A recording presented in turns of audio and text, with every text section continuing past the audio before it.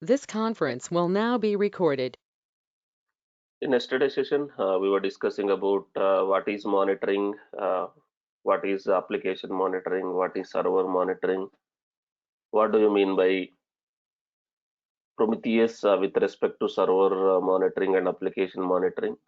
And we discussed theoretically about what is Prometheus server, exporters, alert manager, and Grafana. And also we discussed about the architecture of Prometheus, how it looks. Now we'll try to set up a Prometheus and Grafana to monitor our servers as well as our Kubernetes cluster. As I already told, even though you are not at all using containers, you are not at all using containers and you are not at all using Kubernetes, is it possible to use Prometheus, Grafana, Alert Manager and all these things for the other applications also? Yes. You can download, you can download Prometheus and install in a virtualized manner also. So Prometheus, this is the official website of Prometheus. This is the official website of Prometheus, prometheus.io. So here you can start downloading this Prometheus software, that Prometheus server software as a tar file, server software as a tar file for Linux or Windows. You can download this alert manager software also as a tar file and extract and install. These are like exporters for different requirement, different exporters are there.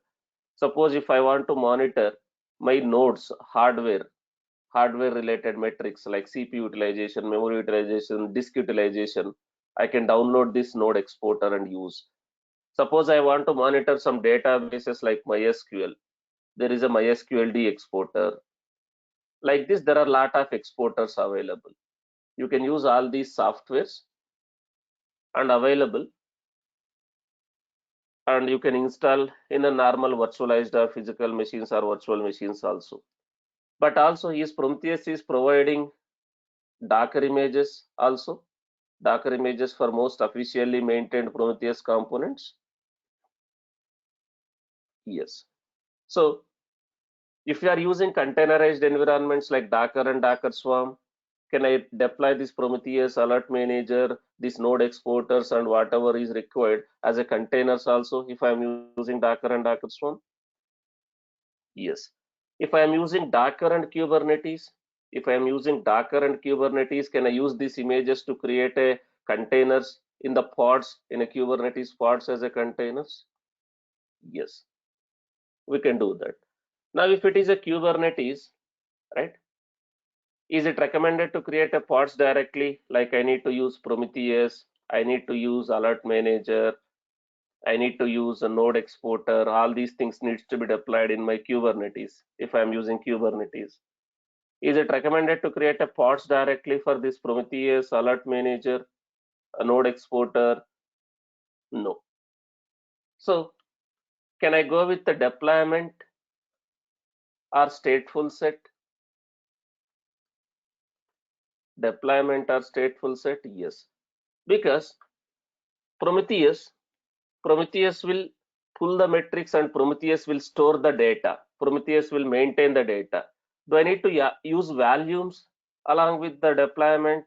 If I have using as a deployment, do I need to use volumes, persistent volumes? Because if the Prometheus pod is deleted and recreated, do we have the data? Whatever data the Prometheus has already scrapped if you are not using volumes? No. You can use deployment with a deployment with volumes to deploy Prometheus, or can I use a stateful set also as a stateful set using that by default stateful set will use volumes, or deployment with volumes or stateful set I can use to deploy the Prometheus. And also, do I need to create a service for Prometheus? Do I need to create a service for Prometheus if I want to deploy in Kubernetes to access that Prometheus? Do I need to create a service, Kubernetes service? Yes. And also, as I already told, Prometheus has some settings file. Prometheus has some settings file, some values file. So in this Prometheus.values file, we are going to have some kind of a settings like a scrap interval,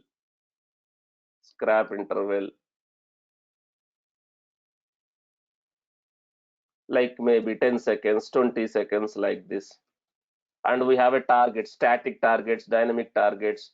We have a prometheus.values file, and also we have a alert rules.values file where I can define alert rules. So these are kind of a Prometheus settings, Prometheus configurations. So how can I pass these configurations to my Prometheus based on my requirement at runtime? How can I pass these configurations as a files, these prometheus.amls or alert values.amls, like this, if I'm using Kubernetes at runtime based on your requirement? How can I modify these prometheus.values or alert manager.values as per your requirement? Now Prometheus has some values file.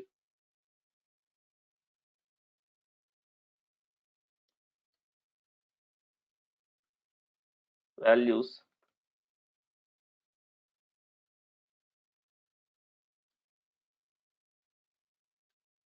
So if you see the official website itself, you can see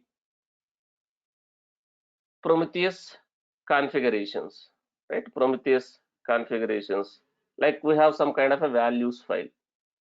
We have some kind of a values file in the Prometheus, right? We have some kind of a values file.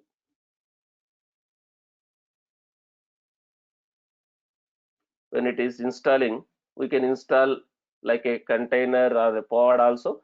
And if you see there is a configuration, that configuration is basically values. We have a values file, Prometheus.values file, where I can define a lot of things. I can define this lot of things, Prometheus configurations like scrap interval,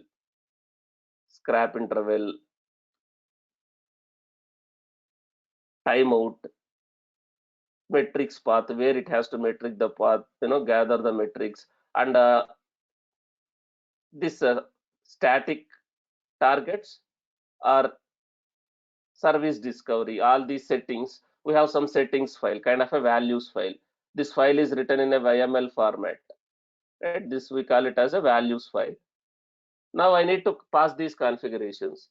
If it is a Kubernetes, this configuration is this YML is part of within your pod, within your container. Then how can I pass these configurations as per my requirement? I want to change this scrap interval. I want to define my alert rules, different settings I need to modify.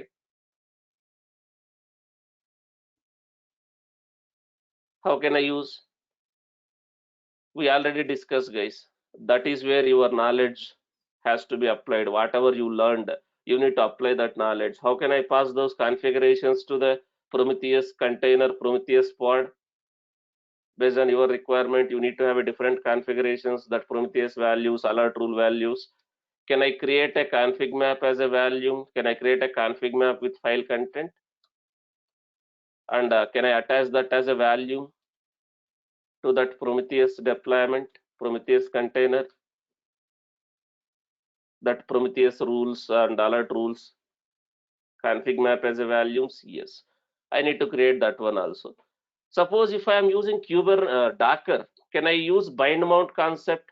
Can I create a prometheus.aml? Can I mount that as a file to the container also? Bind mounts using -v. Can I mount the file also by maintaining that file in the server where your Prometheus container is getting created? Yes.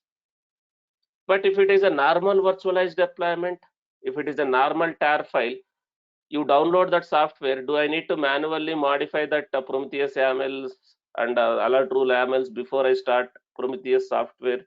The way you modified Tomcat server.xml or user.xml in a virtual server, virtualized environment, do I need to do that one if it is a normal virtualized deployment Prometheus? Yes. But here in Kubernetes, I am deploying as with all these things. Prometheus, I'll deploy like this. And can I deploy alert manager also as a deployment? Who is responsible for notifying the alerts, whatever is received from Prometheus, this alert manager? will handle the alerts. It will notify the alerts. Can I deploy this as a deployment? And do I need to create a service for this alert manager so that Prometheus will push the, or Prometheus will contact alert manager using that service? Prometheus will invoke some APIs or it will push alerts to the alert manager using that service. Now this alert manager also will have some file. Alert manager also will have some file, that alert manager.yaml. In this file, do I need to define whom to notify, notification details, whether it is an email notification or Slack notification? If it is an email notification, do I need to define my SMTP details from mail ID to mail ID and all those things here, whom to notify? Again, here also, what concept I can use to pass those details, whom to notify, what is the SMTP, from address to address? Can I create a config map and can I use that as a value in the alert manager again?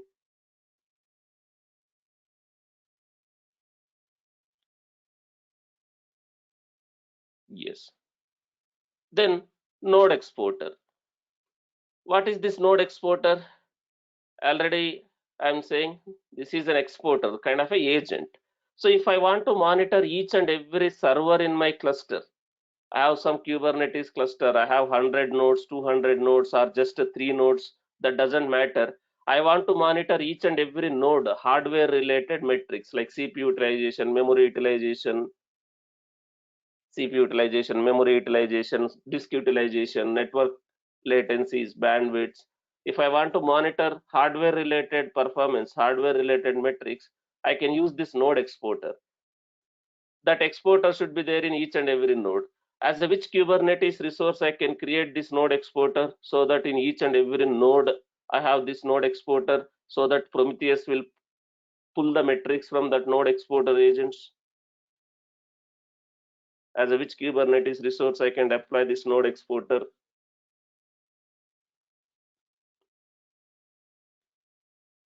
I can deploy it as a daemon set. So if I am creating as a daemon set, does in each and every node do I have a that pod created for the daemon set? If any new node also gets added, whether you are manually adding the node to the cluster, use the cluster autoscaler is creating a node and adding that node to the cluster. Any node gets added to the cluster. In that node also, do we have that node exporter pod up and running once the node is created? Yes. And this Prometheus is going to use this Prometheus is going to use kind of a service discovery, dynamic targets.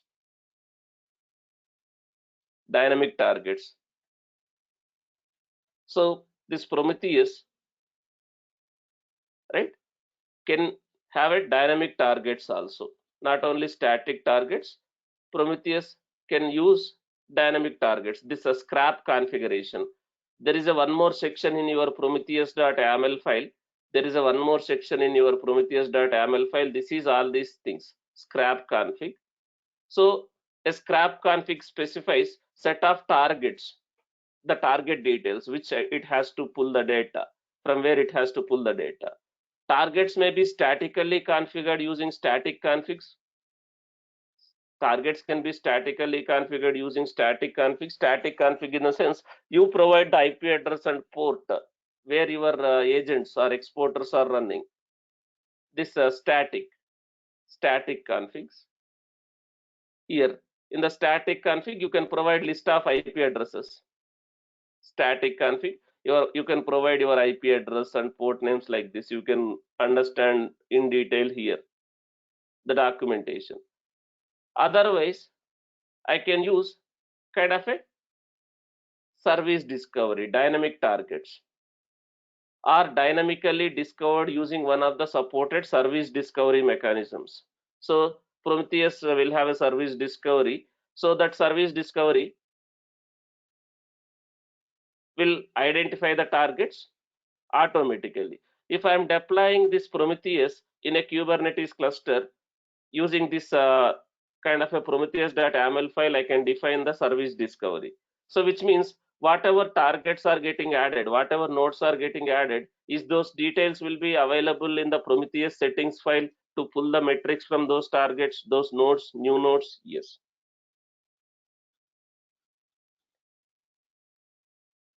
So all these things can be defined in the that Prometheus settings file.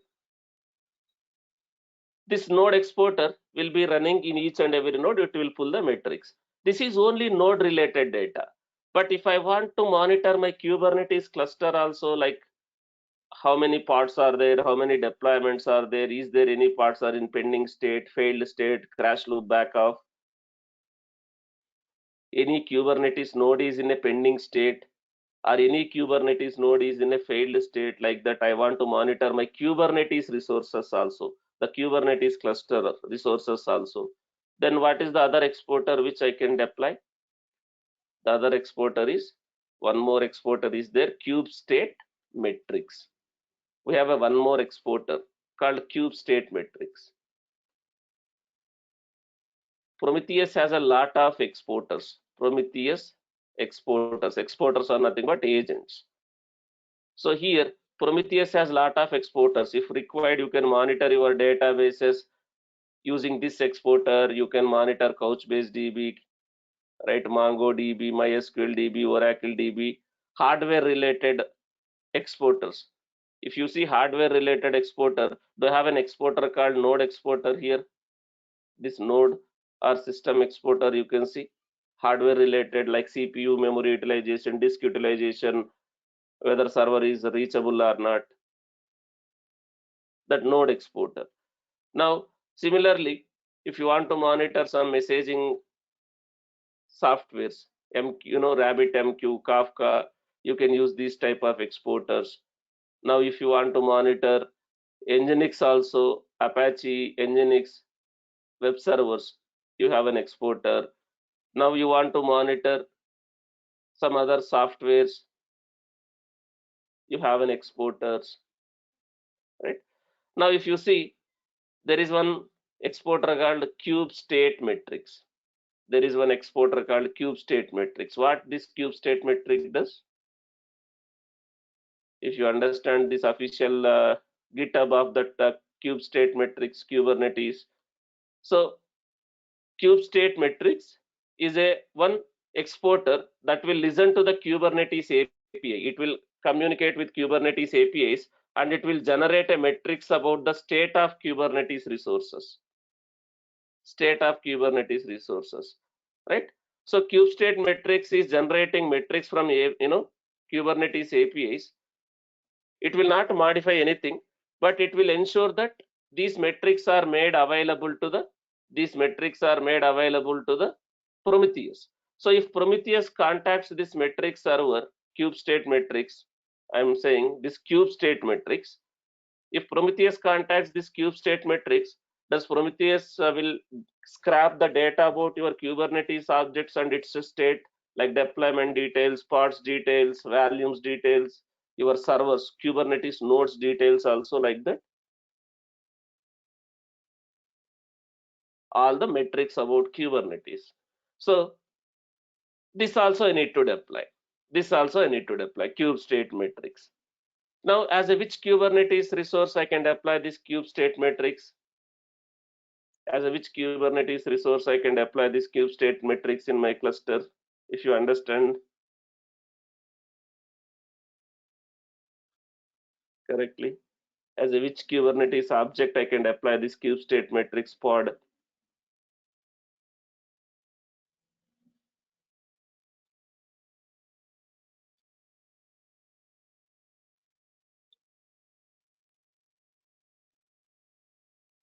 Cube state metrics, I am not talking about metric server. Metric server is different, cube state metric is different. Metric server is just going to communicate with your kubelet and gather the CPU and node utilization of your pods and nodes.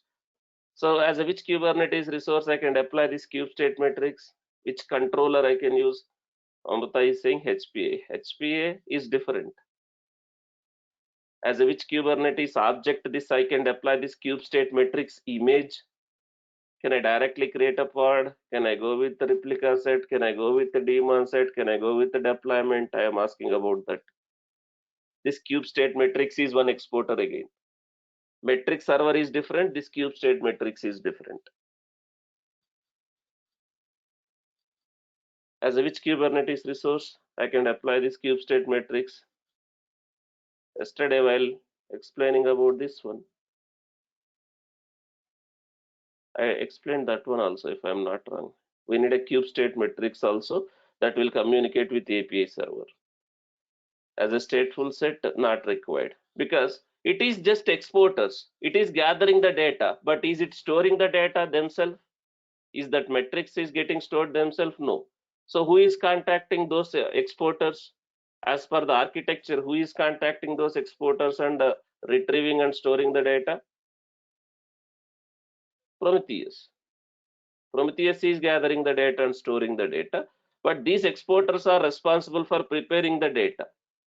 Then, as a which Kubernetes resource I can deploy? I can go for a deployment also, or I can go for a replica set, but not required. Daemon set is not required, because do I need to have this cube state matrix in each and every Kubernetes node? Not required. Not required. Just one or two replicas is sufficient. If this cube state matrix has to communicate with Kubernetes APIs, do I need to create a service account, required service account with required cluster role bindings also? Because this cube state matrix need to communicate with Kubernetes APIs. Kubernetes APIs. Do I need to create required service account, cluster role binding, and use that for the deployment of that cube state matrix also?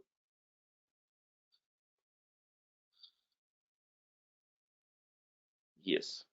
I need to create this one. Now I may need to deploy all these things. I may need to deploy all these things. I need to deploy all these things in Kubernetes. To deploy all these things in Kubernetes. So can I write a detailed manifest files for all these things? Deployment for Prometheus, service for Prometheus, config map for a Prometheus, and a deployment YML for alert manager, config map for alert manager, service for alert manager, daemon set for node exporter. Can I write a detailed manifest files to deploy all these things using the official images of all these softwares and deploy in my cluster? Like a detailed manifest, YMLs.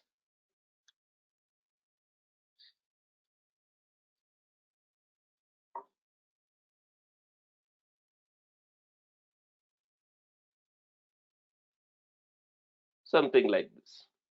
Something like this.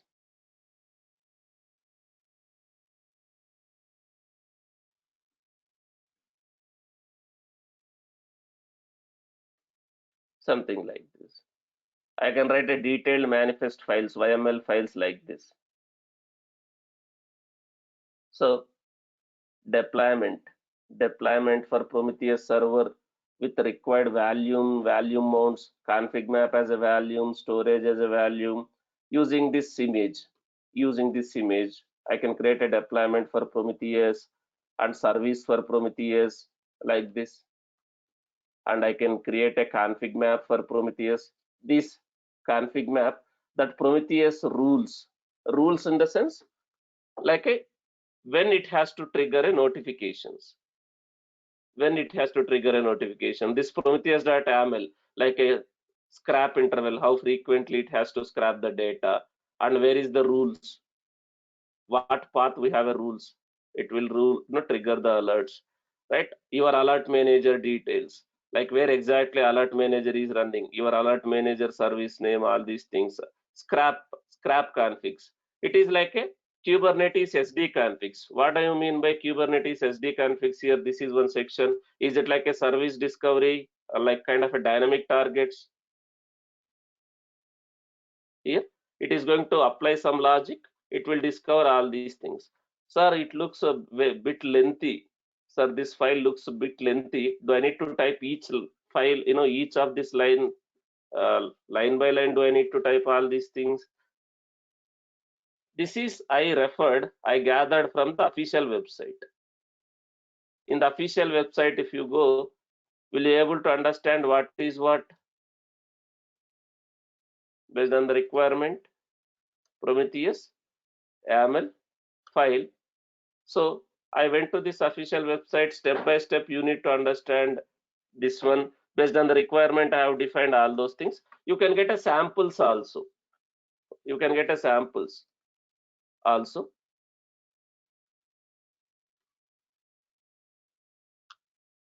Samples also. They're going to give official website only. This github.com Prometheus official website only. They have given these samples. If you see, did I use same thing as is? Based on that requirement, I modified here and there. Same thing. Right? Official websites itself will give the detailed examples, explanations also. Now we have created like this, but I don't want to create all these things manually, like required cluster roles, role bindings, deploying that node exporter, and deploying that alert manager. I don't want to create a detailed manifest file.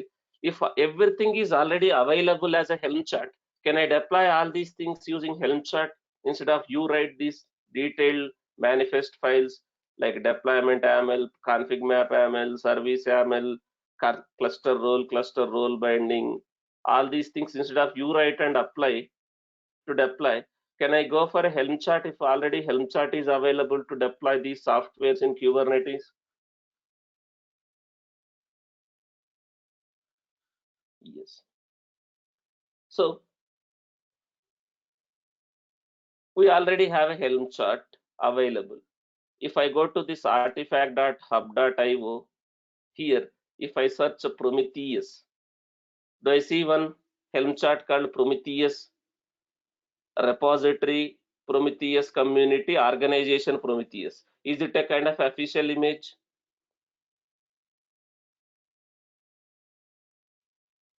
Yes.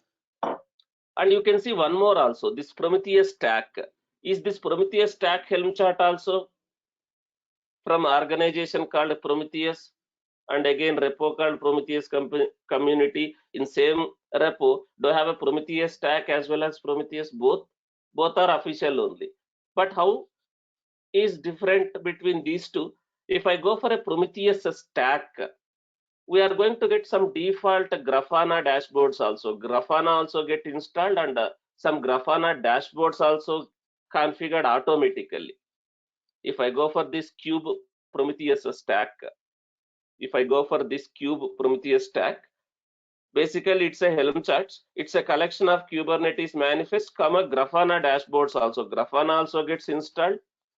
Grafana also gets installed, and some dashboards also pre-configured automatically. If I go for this Prometheus stack, but instead of Prometheus stack, if I just go for a Prometheus, if I just go for this Prometheus, only Prometheus alert manager, Prometheus alert manager node exporter, Prometheus alert manager node exporter, and cube state metrics. These four: Prometheus, alert manager, cube state metrics, and node exporter. These four gets configured. Grafana will not be installed if I use this Helm chart. Grafana will not be installed, and Grafana dashboards also will not come. You need to install Grafana manually using another Helm chart, and you need to create a dashboards or import a dashboards on your own. If I go for this Prometheus Helm chart, is everyone clear? What is this Prometheus Helm chart and what is that cube Prometheus stack? Difference between this Prometheus Helm chart and that cube Prometheus stack Helm chart. You can see here itself the details. Now, if I use that cube Prometheus, if I use that cube Prometheus stack, it will install Grafana with some default dashboards also, with some basic like a common dashboards. But if I want to customize these things, can I use that values concept here? Can I add the repository? Can I get the values and tweak the values as per my requirement and then use that custom values while installing these charts if required?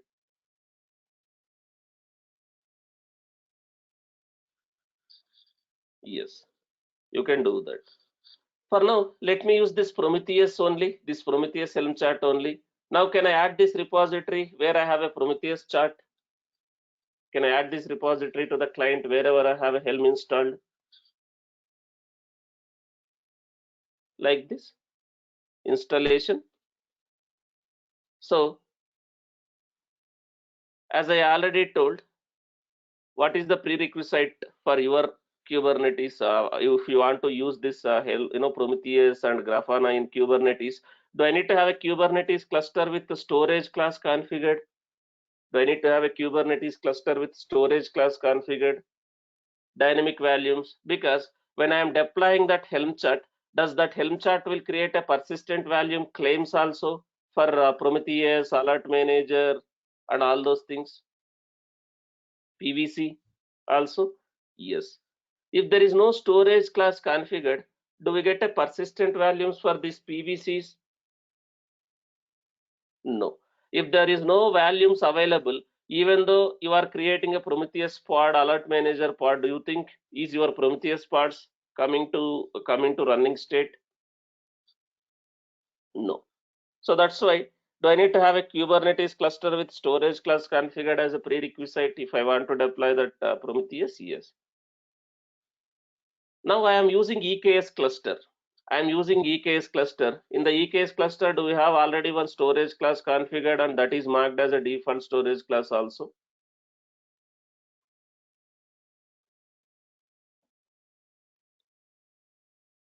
Yes. That is marked as a default storage class also. We can use that. But again, whether I am using AKS cluster, whether I am using GKE cluster or EKS cluster, or whether I am using self-managed cluster, that doesn't matter. Can I use Kubernetes? I mean to say, can I deploy this Prometheus, Grafana, this alert manager, all these things in the any cluster, whether it's a self-managed, whether it's a managed, again, EKS, GKE, AKS, does anything matters here?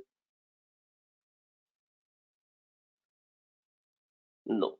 We can deploy anywhere, but you need to have some kind of a storage class. If class is not configured, then can I make the persistence enabled as a false in the Helm chart values?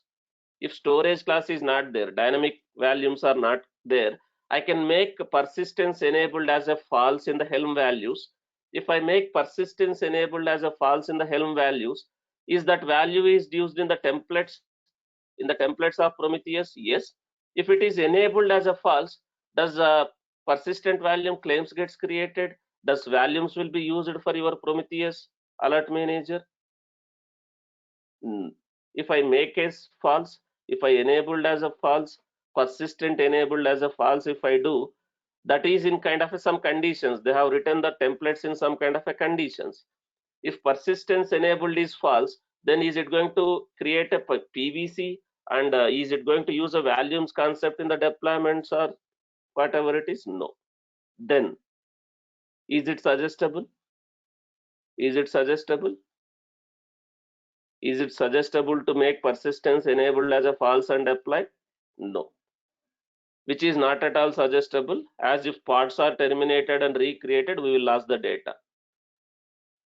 So make sure you have volumes configured, that storage class configured, then you deploy. This is not suggestible. That's why I have highlighted also. Then do I need to have a Kubernetes nodes with any, minimum capacity I'm giving here? Do I need to have enough capacity in my cluster? Because lot of pods gets created, Prometheus pods gets created, alert manager pods gets created, cube state metrics pods get created, node exporter pods gets created. Do I need to have enough capacity in the cluster to deploy this Prometheus, alert manager, node exporter, all these things? Yes. Here I'm saying minimum this much, but in real time actual clusters, do you have a high capacity servers as a nodes in your Kubernetes cluster? Yes. But this is at least minimum. Now, do I need to have a one server which has a kubectl and Helm configured? That can be your Jenkins server also. By writing a pipeline also, via pipeline also, can I install these applications via Helm from pipelines also if required? Yes. I need one server which has a kubectl and Helm configured, which have a kubectl and Helm configured. This is the prerequisite. As of now, do I have all these prerequisites met here in this cluster? I have one EKS cluster, I have one EKS cluster, and I have one server where I have a Helm and a kubectl configured. I have one server where Helm and kubectl configured. All the prerequisites are met. Now here I have a Helm configured, I have a Kubernetes kubectl configured, I have a Helm also configured in this server. Now let me do the setup. First, let me add the repository. Add Helm repo which contains Prometheus and Grafana, whatever charts. Now I am going to do like this.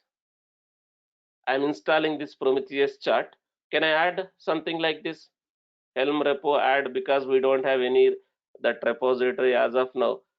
As of now, I added these repositories. In these repositories, do I have any Helm chart which is for Prometheus?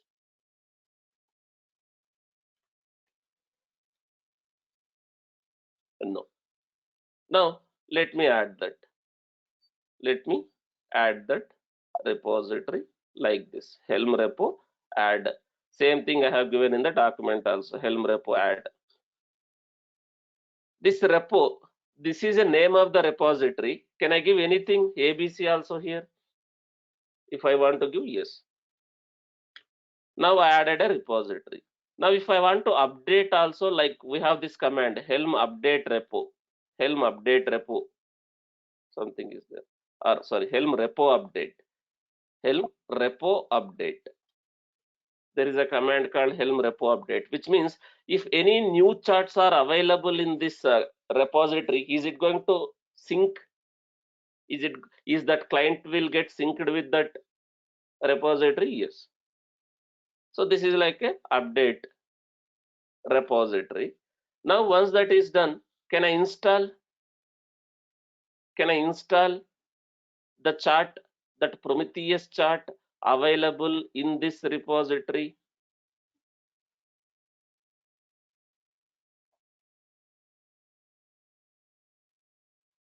So we can use this Helm install command. And if you see dependencies, by default this chart will also install what?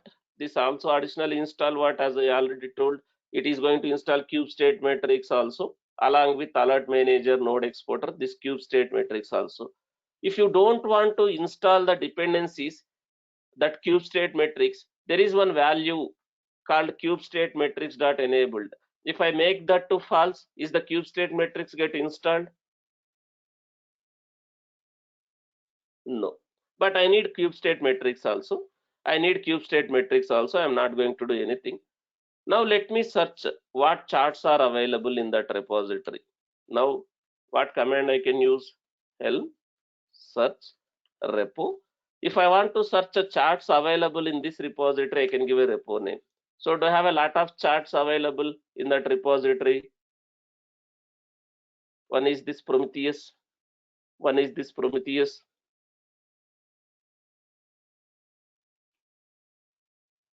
Lot of charts. Now is this Helm chart contains other dependencies also, like is it going to install alert manager as well as kube state matrix as well as node exporter also? I no need to manually install other Helm charts. If I use this Prometheus itself, it will install alert manager, node exporter and kube state matrix. Now if I want to know what is the default values of this Helm chart, what command I can use? I don't want to install first. I want to see what are the default values, what is the default templates. I want to know what commands I can use, guys. Now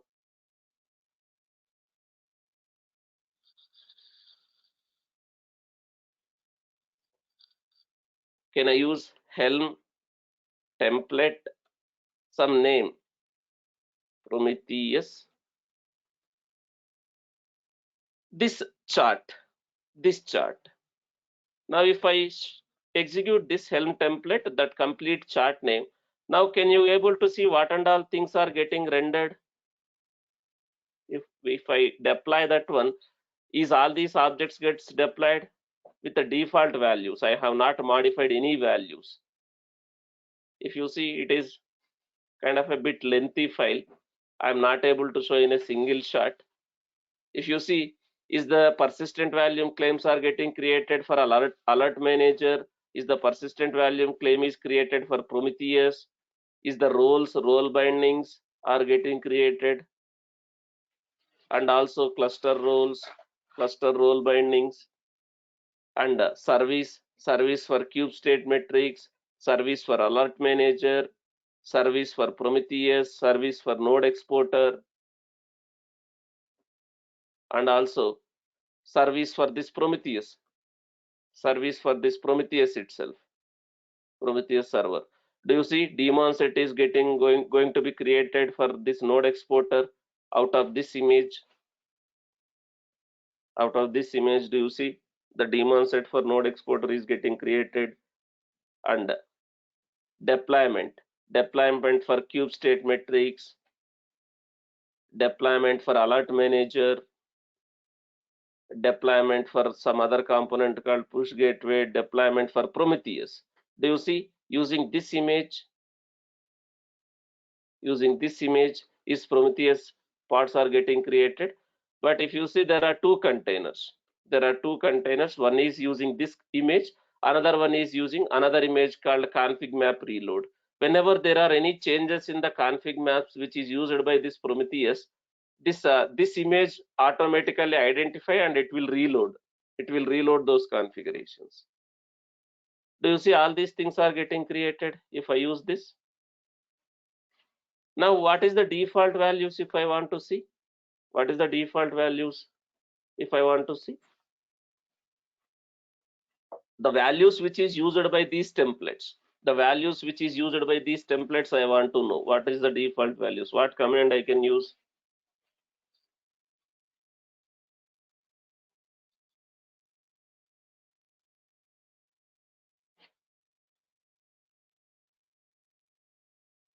Search is for searching the charts. I am saying I want to know the values of this Helm chart.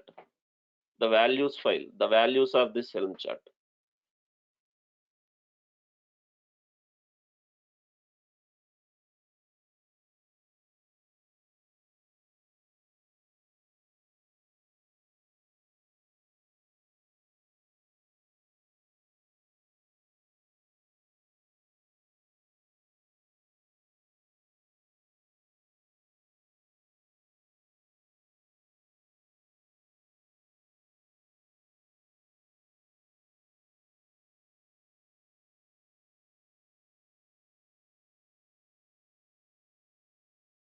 Yesterday we discussed, can I use Helm show values? Helm show values, that chart. If you see, again it's very lengthy file. Because lot of things are there. So alert manager related configurations.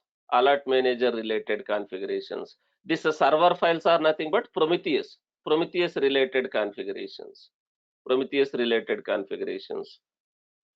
Now if you see, do have all these things, that Prometheus.yaml content, is this values are used in the config map of that template? The config map of there will be a config map in the templates folder for that Prometheus. This is not that file, Prometheus.yaml file. Using this values file, is the config map is getting created with that Prometheus, for that Prometheus.yaml? Yes. So if you see, this is like a, do have any alert rules as of now?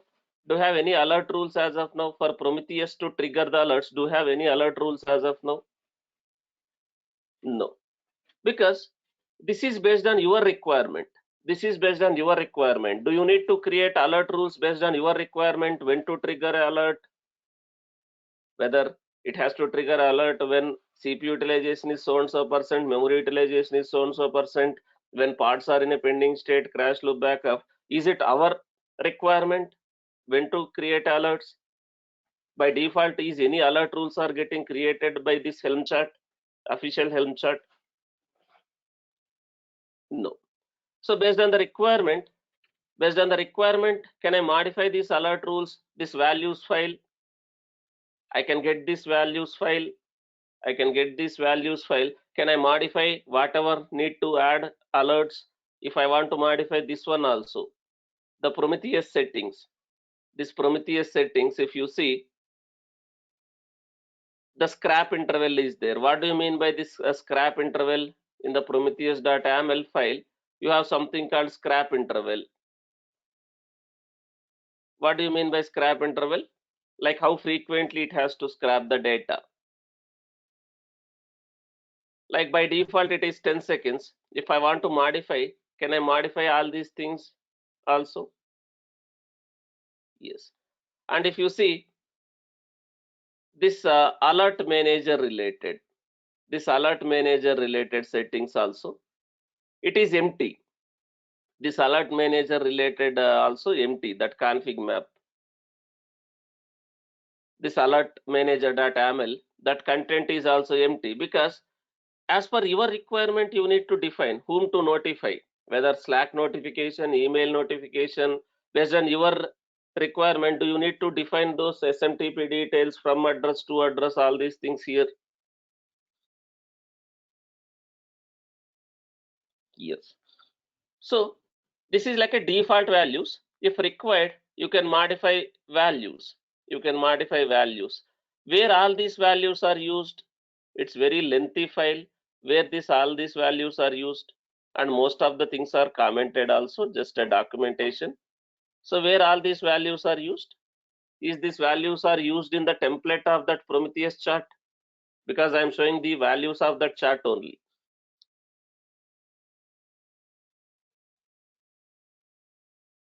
Yes. Now I'll not modify anything, but here what I have done, when I have given in the document, since it's very lengthy file, instead of modifying that lengthy file, I have given only few content. I am giving one file here with very less content. You can modify only that content, but in real time it is not going to like that, guys. You should not use this way of doing. So you need to do as per your requirement. You need to update that values, rules as per your requirement.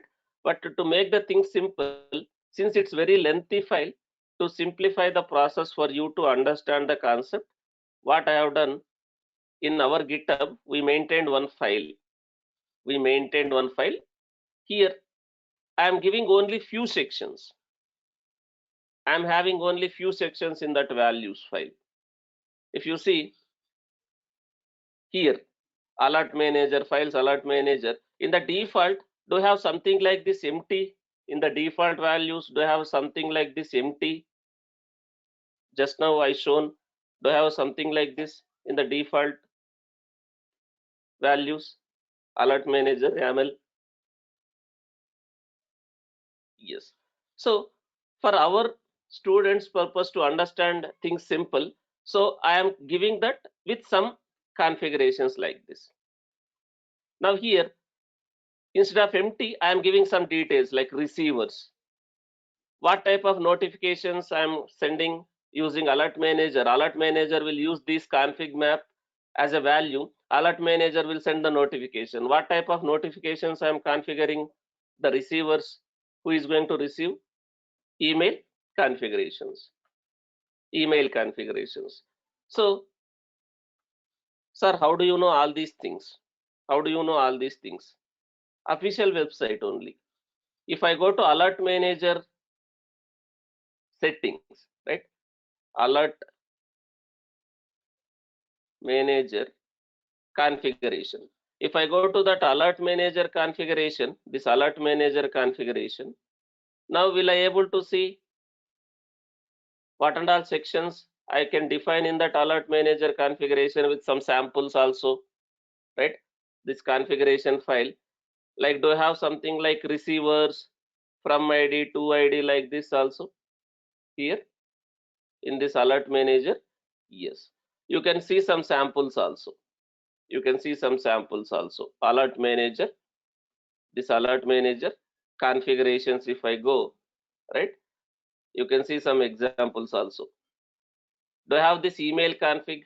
Do I have this email config section which I am using here?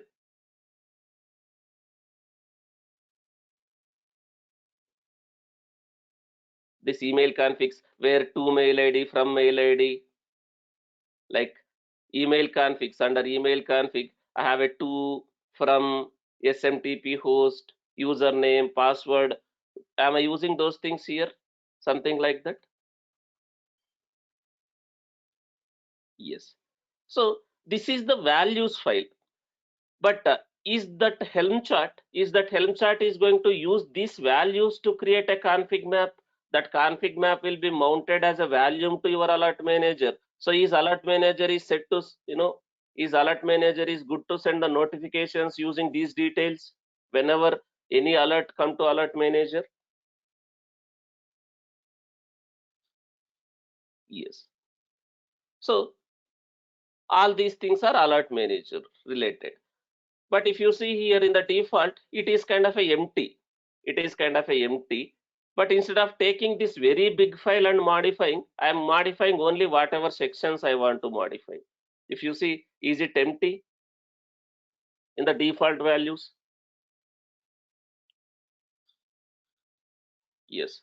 So instead of taking this very lengthy file and modifying, am I only modifying this piece of section like this?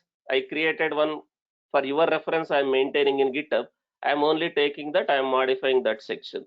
And also the server files. Server files are nothing but your Prometheus related server files. The Prometheus related. As of now, do you have any alert rules? As of now, do you have any alert rules in the default values? No. Based on your requirement, can I create some alerts like this? Alert rules, am I creating some alerts like this? Whenever node is down, send an alert. Whenever your server is having 85% of memory utilization, greater than 85% of memory utilization, send the alert. Any volumes are in a pending state, any parts are in a pending state. Based on my requirement, am I creating some kind of a rules here, alert rules in Prometheus? Whenever these conditions are satisfied, is Prometheus is going to fire an alert to the alert manager?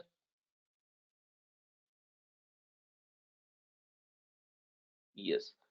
Once alert manager receives this alert, once alert manager receive the alert, as per the notifications I configured, as per the receivers I configured, is that alert manager is going to notify. If it is a email configuration, it is going to send email notifications. If it is like a Slack, is it going to send a notification in the Slack? Yes. So I modified based on the requirement. So for now, I am going to deploy with the default values. For now, I am going to deploy with the default values. I will do this later. I'll do this later. I'll not do this while installing itself. So I'll do this later. First, let me create one namespace. Let me create one namespace. Monitoring namespace. I am creating one namespace called monitoring to deploy my applications in that one. This monitoring related kubectl create ns monitoring, something like this I am creating. As of now, do I have anything in the monitoring namespace?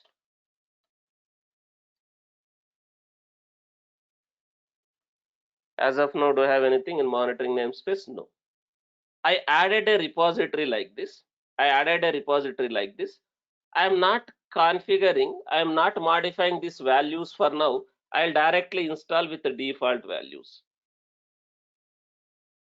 Guys, if you don't have a ingress deployed, you can use service of type load balancer. You can use service of type load balancer. If you don't have an ingress configured, you can use a service of type load balancer. You can modify the service type of alert manager, the service type of Prometheus to the load balancer or node port if you don't have ingress configured.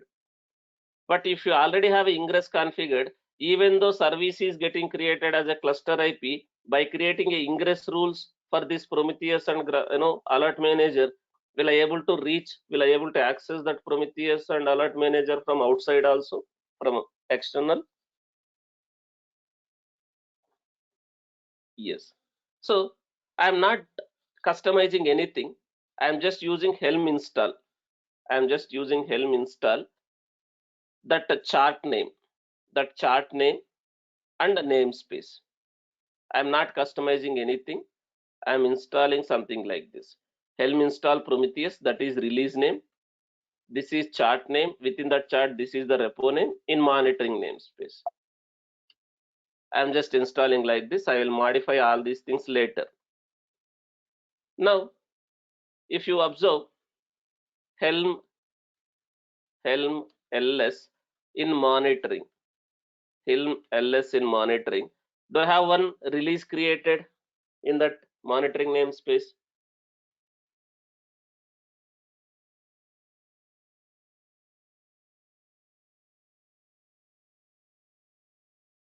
And if I do kubectl get all in that monitoring namespace, now do I have these things? Deployment for Prometheus, alert manager, kube state metrics, daemon set for node exporter. Do I have a daemon set for node exporter? Do I have a deployment for alert manager, kube state metrics, Prometheus server? Do I have a services created for that? Do I have a pods coming up? And also, do I have some config maps also? Do I have some config maps also? This Prometheus server config map, alert manager config map. Is this config maps are used as a values in these pods? If I describe, you can see that also. kubectl describe pod, that pod name, monitoring namespace. Now if you see, do you see the values? One is config map value. There is a config map called Prometheus server, that is config map value. Is this value is mounted to this directory, etc/config directory, where we have that Prometheus YAML, alert rules YAML, all those YAMLs. Is this config map value is mounted to this directory for this container? And this data directory. The data directory contains all the metrics, whatever metrics this Prometheus is getting gathered, that is stored in the data directory. Is the data directory is mounted with persistent value? This one, a persistent value. The claim name is this. So if you see, do I have a PVCs also created? PVs also created now. Do I have a PVC for alert manager? Do I have a PVC for Prometheus server? And since there is a storage class, what type of values got provisioned for that persistent value claims? Since there is a storage class, what type of values got provisioned? Dynamic value. What provisioner is used here?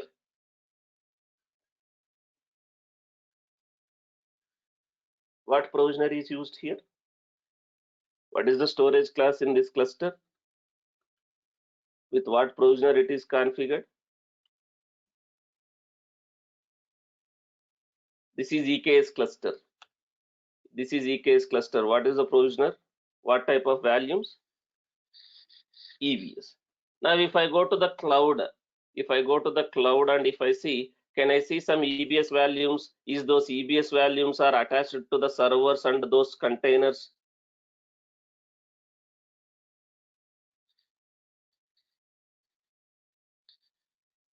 Now these dynamic values, is it used by that Prometheus pods, whatever here? Yes. Now everything is deployed. Only Prometheus related stuff got deployed. Prometheus related. Now what type of services got created for your Prometheus and alert manager?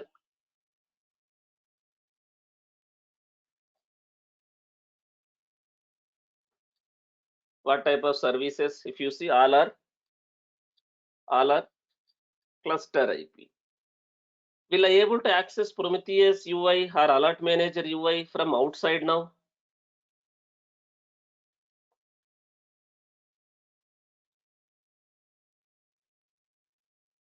From outside now? No. But by creating a ingress rules, will I able to access? So that values may have a ingress related settings also. That values may have a ingress related setting also. Like let me show that the default values. Let me append, maybe let me show here itself. Helm show values, grep. I'll say something called ingress. Let me grep something called ingress. Now that default values do have a ingress fields also, something like this. If required, can I customize those values and enable ingress and define my rules also?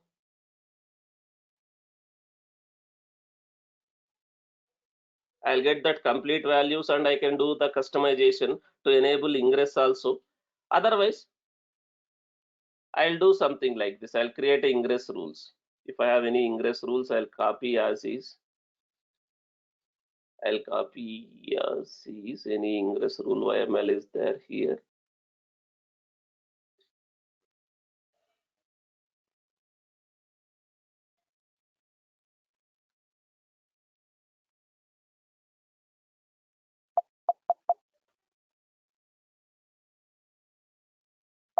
Okay, let me create. I'm creating myself Prometheus ingress.yaml. Here, can I define the rules?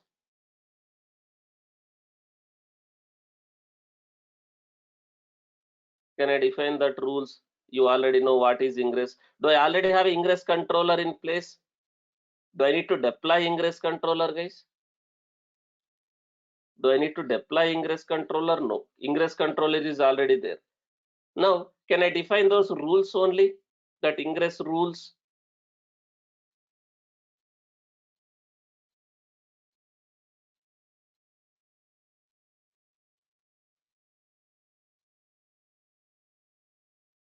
Something like this. I'm just taking this as an example. Now, if someone is accessing like this, Prometheus.mithuntechdevops.co.in. Can I define the traffic? Can I define the service name of that, whatever service name, and make sure you are creating in a same namespace. In which namespace I need to create this one? In which namespace I need to create this one? In whatever namespace I have that Prometheus monitoring namespace. Now the service name.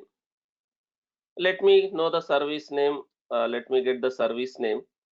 So what is the service name of Prometheus?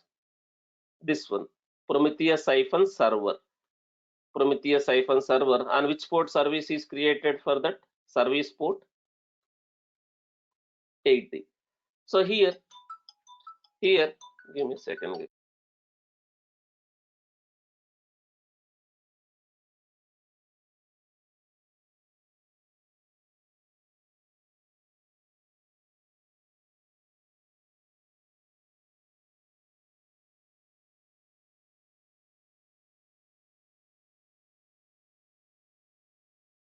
So something like this. Prometheus server. The service name is this and the port number is this. Similarly, can I create a one more rule for alert manager? If someone access like alert manager.mithuntechdevops.co.in, can I route the traffic? But make sure your indentation is proper.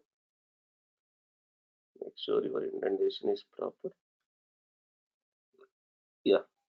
If someone access alert manager, alert manager.mithuntechdevops.co.in, can I route the traffic to that service?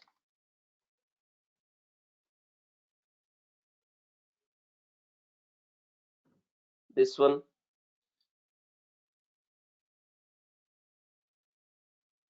sorry, I need to give the wrong location I have given here. I need to give here in the wrong location I have given Prometheus hyphen server. That is where you need to give the name. Here, the name of this service is Prometheus alert alert manager. If you see, this is the name, the alert manager service, Prometheus hyphen alert manager. No, sorry, here Prometheus hyphen alert manager. The port is 80. So the port is 80.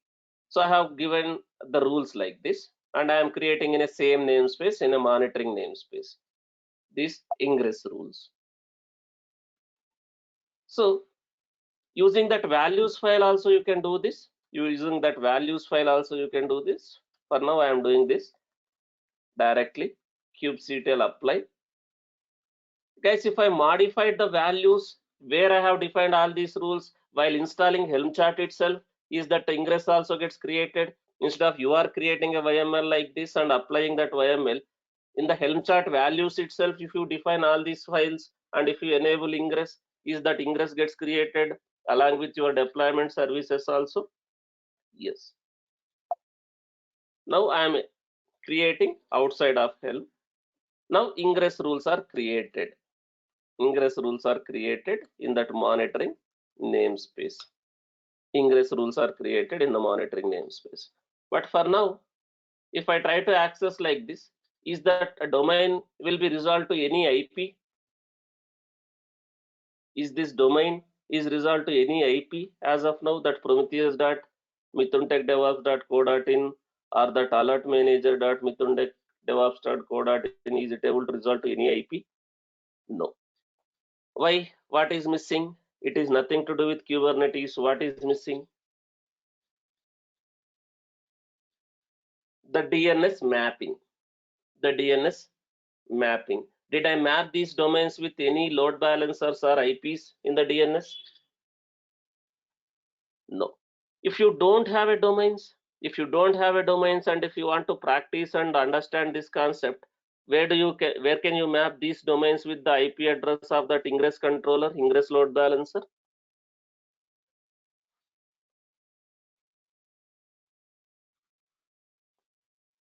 In the host file, in your local laptop host file. But I have domain. I already created a hosted zone. Again, it's a public hosted zone. So if I map this one from internet, does anyone can access these things? This Prometheus alert manager also from the internet, if they know the domain, yes. But these are like a internal applications. Is this Prometheus and alert manager and Grafana will be exposed to the internet, guys, in your actual projects, actual applications? Is this Prometheus, is this Grafana will be exposed to the internet? No. In that case, are you going to use kind of a private hosted zone? These domains will be resolved to the IPs only within the network, in the same network, your office network? Yes. For now, I am using public hosted zone only. In the public hosted zone, I already created some records, right? Here I'll create a sub record. Now I'll say prometheus.mithuntechdevops.co.in. It will resolve to the load balancer, which is there in a Mumbai region. This load balancer is created for which application in Kubernetes? This load balancer, only one load balancer is there. That is created for which application in Kubernetes? Is it created for that ingress controller? Nginx ingress controller? Yes. Now request goes to the ingress controller based on the rules we defined.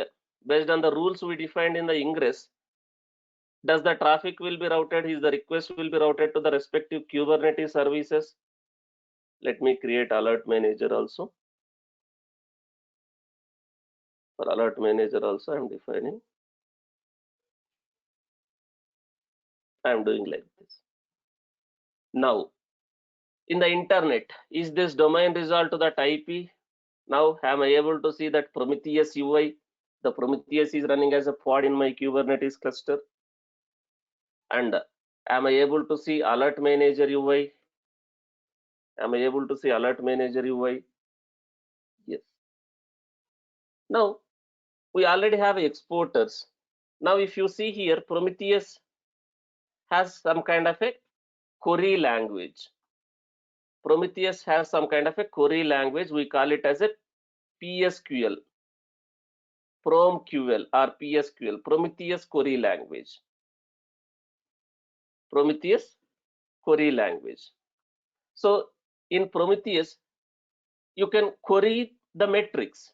You can query the metrics in Prometheus, right? This is the official website of Prometheus.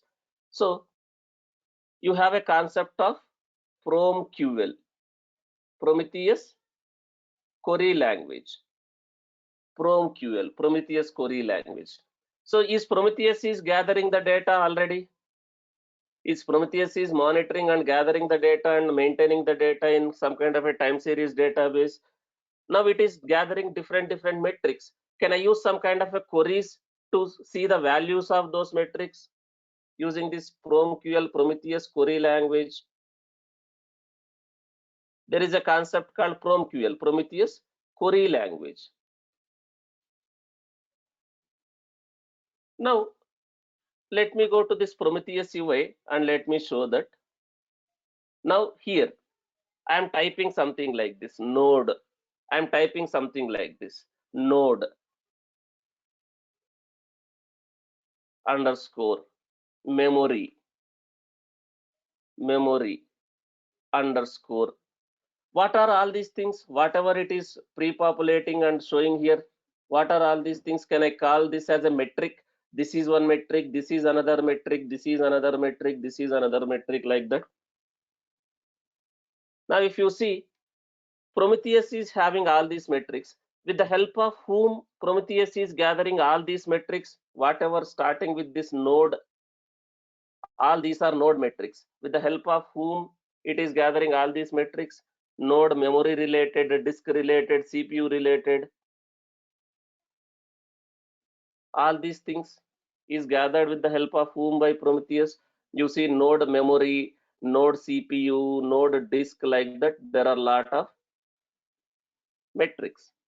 CPU, node CPU, node memory, like this. Metric server doesn't come here. Prometheus will not use metric server. Prometheus will not at all use metric server. With the help of whom it is gathering all the node related, hardware related data, the node related, hardware related data. This is like hardware related data, node related, node disk, node memory, node CPU, node file system. With the help of whom Prometheus is gathering all this data. To have exporters installed in the nodes called node exporter. To have an exporter called node exporter. Is all these things are gathered with the help of that node exporter, that node related information, CPU information, memory information, all these things. Now if you see node underscore memory underscore, I'm typing something like this node underscore memory underscore, total bytes is there, active bytes is there, free bytes is there, like that. Node memory total bytes, available bytes, total bytes, available bytes. If I'm saying something like this, node memory total bytes, this is one metric. I'm just executing on this, clicking on execute. How many matching records I got with that metric? How many matching records I got with that metric as of now? 3, which means do I have a 3 records? And here it is giving some additional details also, the instance details also, which means how many instances, how many nodes I have in each node, how much memory total memory, how much memory I have in each server, total memory. It is showing in a kilobytes. It is showing in a kilobytes. If I convert this into megabytes or gigabytes. If I convert this into gigabytes, how much you have in each server? What is the total memory? 8 GB. Because what type of instance I have created? What type of instance I have created? If you remember, did I created T3.x large or T3.large? So 8 GB RAM and 2 core processor. So is it monitoring that node, whatever nodes I have in the cluster, that node exporter is gathering the data. Now, similarly, can I use some kind of a formulas also? Node memory total bytes and also node memory available bytes is there. Node memory available bytes also there. Node memory free bytes available bytes like that. Node memory available bytes also there here. Free bytes available bytes like that. Can I use some kind of a formulas how much is available or free like that, total percentages also, something like this? I can use some kind of a formulas. This we call it as what here, whatever we are using here, we call this as a PromQL, Prometheus query language. Prometheus query language. Query language. So you can find some examples also. A lot of websites will give that sample queries also. Prometheus query language, PromQL. From the official website, you can give some samples also. Like you can use this kind of a functions, like some group by, some minus, plus, all these things. You can use some samples also. Like this is Prometheus query language. Now you can use something like this. Some also something like this. Let me do that here. Prometheus.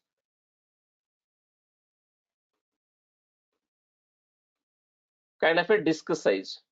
Kind of a disk size like that. If you have this one, but metric, if you have a metric with a different name,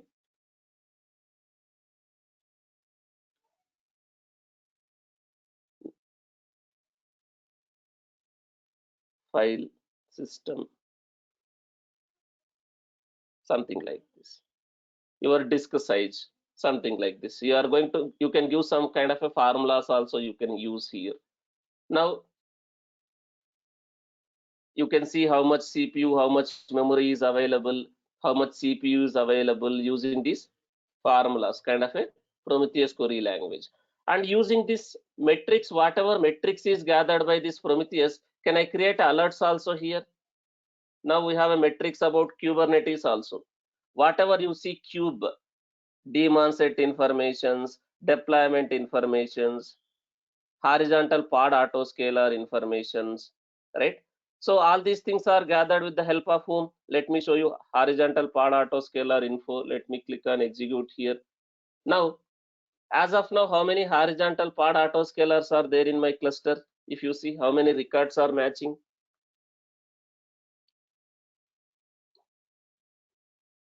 how many records are matching? Only one. If you see in my complete cluster, do I have only one HPA? Do you have only one HPA? I am saying -A in all namespaces.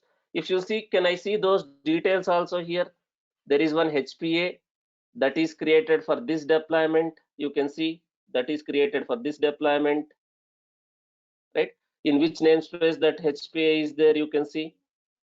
So is all these details are gathered with the help of cube state metrics? With the help of cube state metrics, is this Prometheus is gathering the Kubernetes state also?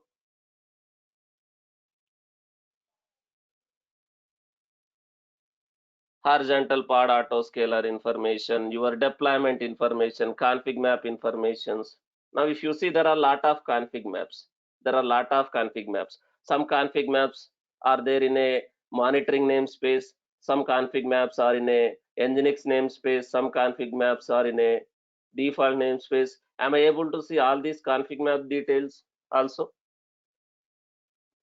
Now pods, pod, pod info, pod info. So can I see pod informations also? How many pods are there? In which namespace? What is the pod name? When it is created? The state of the pod also. If the pods are in a pending state, can I use some kind of a queries here, filter whatever pods which are in a pending state also if required? Based on that, can I trigger an alert also? Based on that, can I create an alert also? If any pods are in a pending state, fire alert. If any nodes are not ready state, fire alert. If any node is having 80% of memory utilization, fire alert.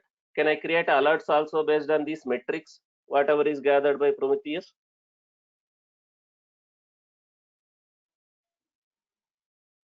So this one represents record, which means this is created. But if wherever you see 0, which means that is kind of a not ready. Now whenever you see here, let me show some example of the queries. Now here I am using one condition. Let me use this one. I am using Kubernetes nodes. That is one metric. That is one metric. Kubernetes node is one metric, right? Now here I am going to use something like this, conditions, something like this, some kind of a condition. Up job, that job is Kubernetes nodes. Now I am getting some records. So if double equals to 0 means that node is not ready. That node is not ready.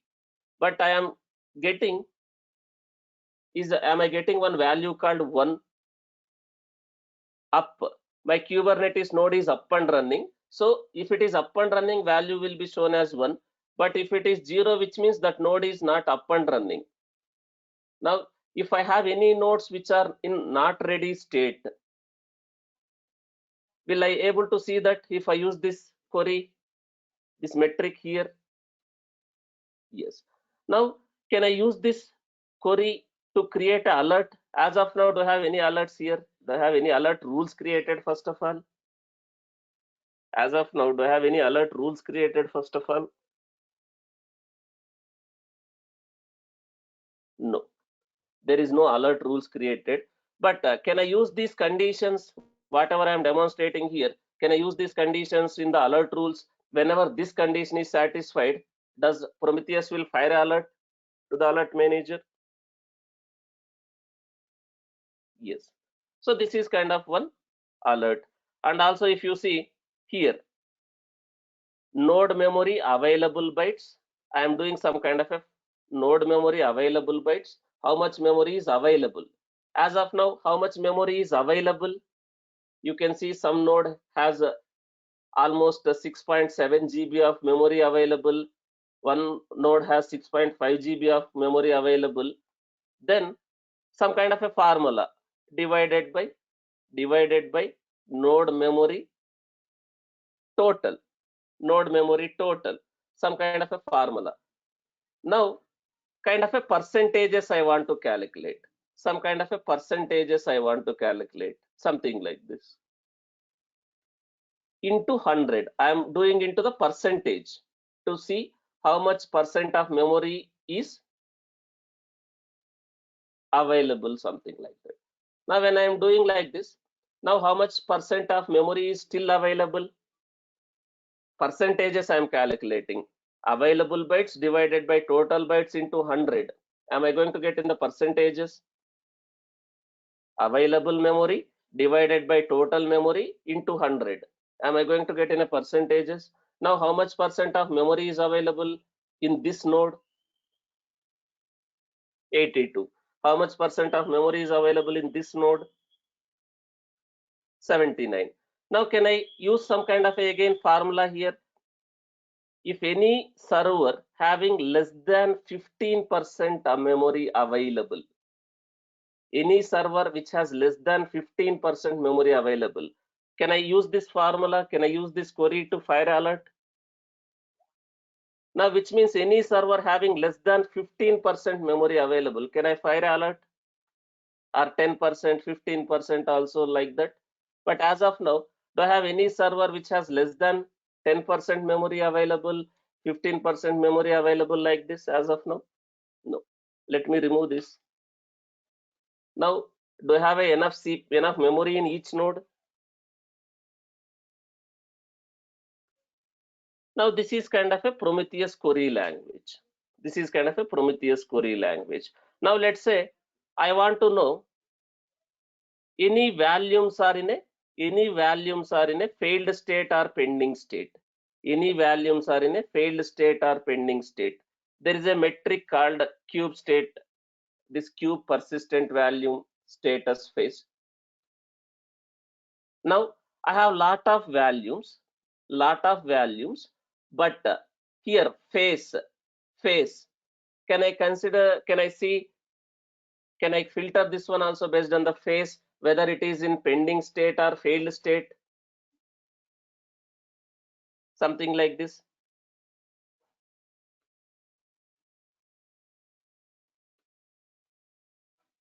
Something like this. Some kind of a queries formulas here. Now, if it is any one is a failed state or pending state, then I can fire alert. But here I can see some matching records. Here I can see some matching records. Sorry, I don't have any matching records. If it is greater than 0, then it is kind of a failed and pending. But again, if it is failed or pending for more than 2 minutes, if it is in a same state for 2 minutes, for 2 minutes, this is the expression. When this is satisfied for more than 2 minutes, is this alert gets triggered if I create alert like this? Yes. Now, any pods are in a crash loop backup or pending state crash loop backup. Any pod which is not ready, let's say this is crash loop backup. Any pods are in a crash loop backup for continuously 5 minutes. 5 times it is restarted, more than 5 times it is restarted. It is in a crash loop backup. Any pods are in a crash loop backup. Within 5 minutes, it is restarted more than 5 times. Kind of a crash loop backup also. Can I create alert? Can I fire alert if any pods are in a crash loop backup? Your pods are continuously getting restarted. As of now, do I have any pods which are in a crash loop backup? No. And also any pods are which are in a pending state also. Can I fire alert? Something like this. Any pods which are in a pending state, unknown state in any namespace, like this. Yes. Now let me intentionally make one pod in a pending state. Let me intentionally make one pod in a pending state and let me show you how it can detect. Now let me see any application. Now here I am requesting, let's say 2-core CPU. Does your pod can go to the running state? Because my node pool, that node group, whatever node group I have created, what type of server I have created, guys, what type of instance type I have selected, whatever node group I used for this Kubernetes cluster, what type of instance I have created, T3.large. So T3.large, what is the CPU and memory? What is the CPU and memory? 2-core CPU and 8 GB RAM. I am requesting itself 2-core. I am requesting 2-core itself. Do you think does this parts will be in a scheduled state or running state based on my current system capacity? Even though you have a cluster autoscaler, are you going to get another node? Even though you get the other node, does this part gets scheduled to that node because of the capacity of that node? No. So let me make this intentionally. Let me apply this application, whether you are deploying via manually or this application is getting deployed via pipeline, that doesn't matter here. Whether you are manually deploying, whether you have continuous integration, continuous delivery or deployment in place. Now I have a continuous monitoring also. Now do I have the pods in a pending state? Now here, can I see some records now? After some time, it will detect based on the scrap interval. Based on the scrap interval, it will detect. Based on the scrap interval, it will detect. Now let's wait for some time. That Prometheus is going to scrap the data from the metrics, right? It is going to scrap the data from the exporters. Now, even after some time, these are in a same state, pending state. Now this will detect. If they are in a pending state or failed state like that, it will detect. Now you see, is it able to identify this pod in this namespace, this pod in this namespace? Is it able to identify that they are in a pending state or unknown state? Now, if I use this as a alert, does alert will be fired and alert manager will send a notifications to the team, maybe development team, support team, or DevOps team, whomever we have configured. Does the team can take an action? Why these are in a pending state? Why they are in a crash loop backup? If any nodes are running out of CPU memory, can they take some action? The continuous monitoring. The continuous monitoring. But is these alerts are based on the requirement on the application? Does Prometheus will have lot of alerts created by default themselves? No. These alerts are based on your requirement. It is gathering all the data based on the metrics. Do you need to create alerts based on the disk size? Based on the disk size, if you are running out of disk, something like that, lot of things you can do that. Now by default, we don't have any alert rules created. Now let me create some alerts. Now I will use this file. I will use this file, whatever file I have mentioned here in the documentation. I'm getting that file like this. I'm getting that file like this. I'll modify all these things. I'll modify these values here. I'll modify something like this. Guys, for now, I am demonstrating with some alerts. Now here, alert manager. As of now, is this alert manager has any notification details? This is my alert manager. If I go to this alert manager status, sorry, if I go to this alert manager status, do I have any details here? Whom to send? Any configurations? Whom to send here as of now? Nothing is there. So I'll configure all those things. I'll configure all those things. For now, I'm using Gmail here as a SMTP details, but in the actual project, are you going to use Gmail?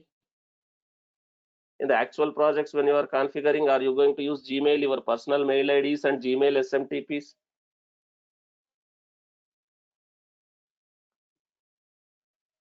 No.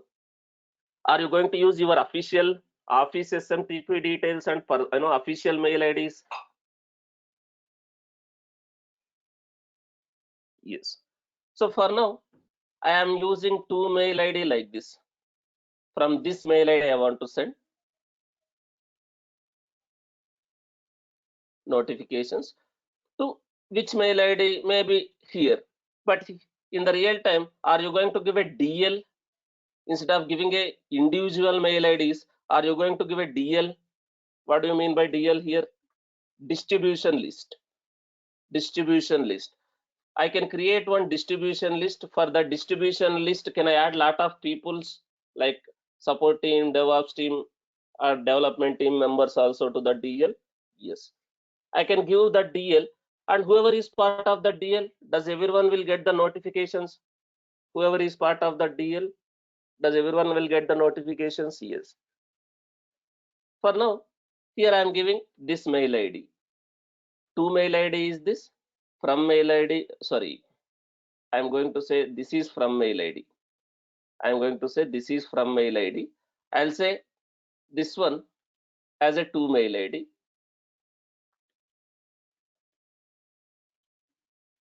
something like this. To mail ID is this, from mail ID is this, and here username also same, whatever from mail ID. This identity also same, whatever from mail ID you have given, whatever from mail ID you have given. The username also same, the identity also same. Here password, I will update my password after some time. I don't want to reveal the Gmail password of this one. I'll update after some time the password of that Gmail here. Then this, all these alert rules, is this alert rules will be used in the Prometheus. Does this will be mounted as a config map? Config map will be created with this content, that alert rules, that Prometheus config map will be created with all these things, alert rules. Then these rules will be reflected in the Prometheus. Now let me take this content. Let me take this content. I am creating one file. I am creating one file like this.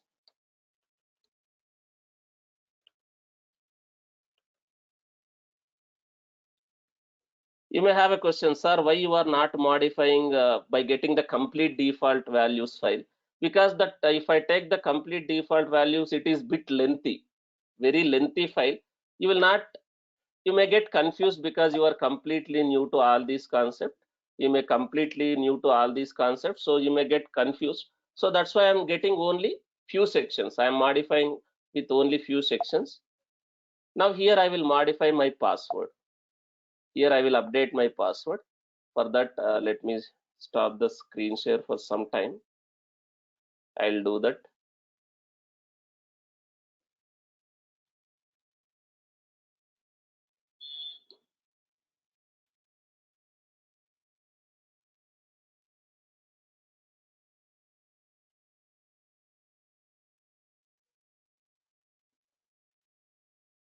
So let me share my screen again. So I have updated my password also in that values file. Now I have that values file here. Now can I upgrade, since I have already installed that Prometheus? Now can I use Helm upgrade because I have already installed Prometheus release? Now can I use Helm upgrade to upgrade with that values file?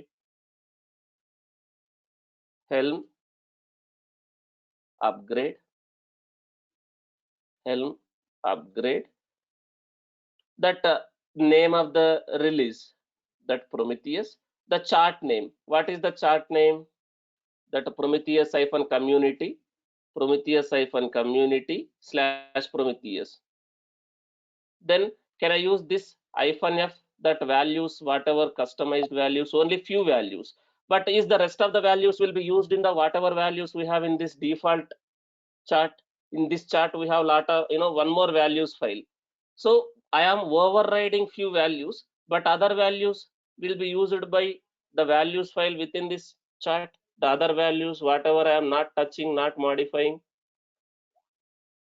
Yes. Now namespace, monitoring namespace. Now I am upgrading. Now I am upgrading. But before upgrading also, before upgrading, I'll upgrade in some time. But before upgrading, let me show the config map content, your pod content, all those things. Config map content, pod content, all those things. I'll upgrade in some time. Now I have some config maps. I have some config maps in monitoring namespace.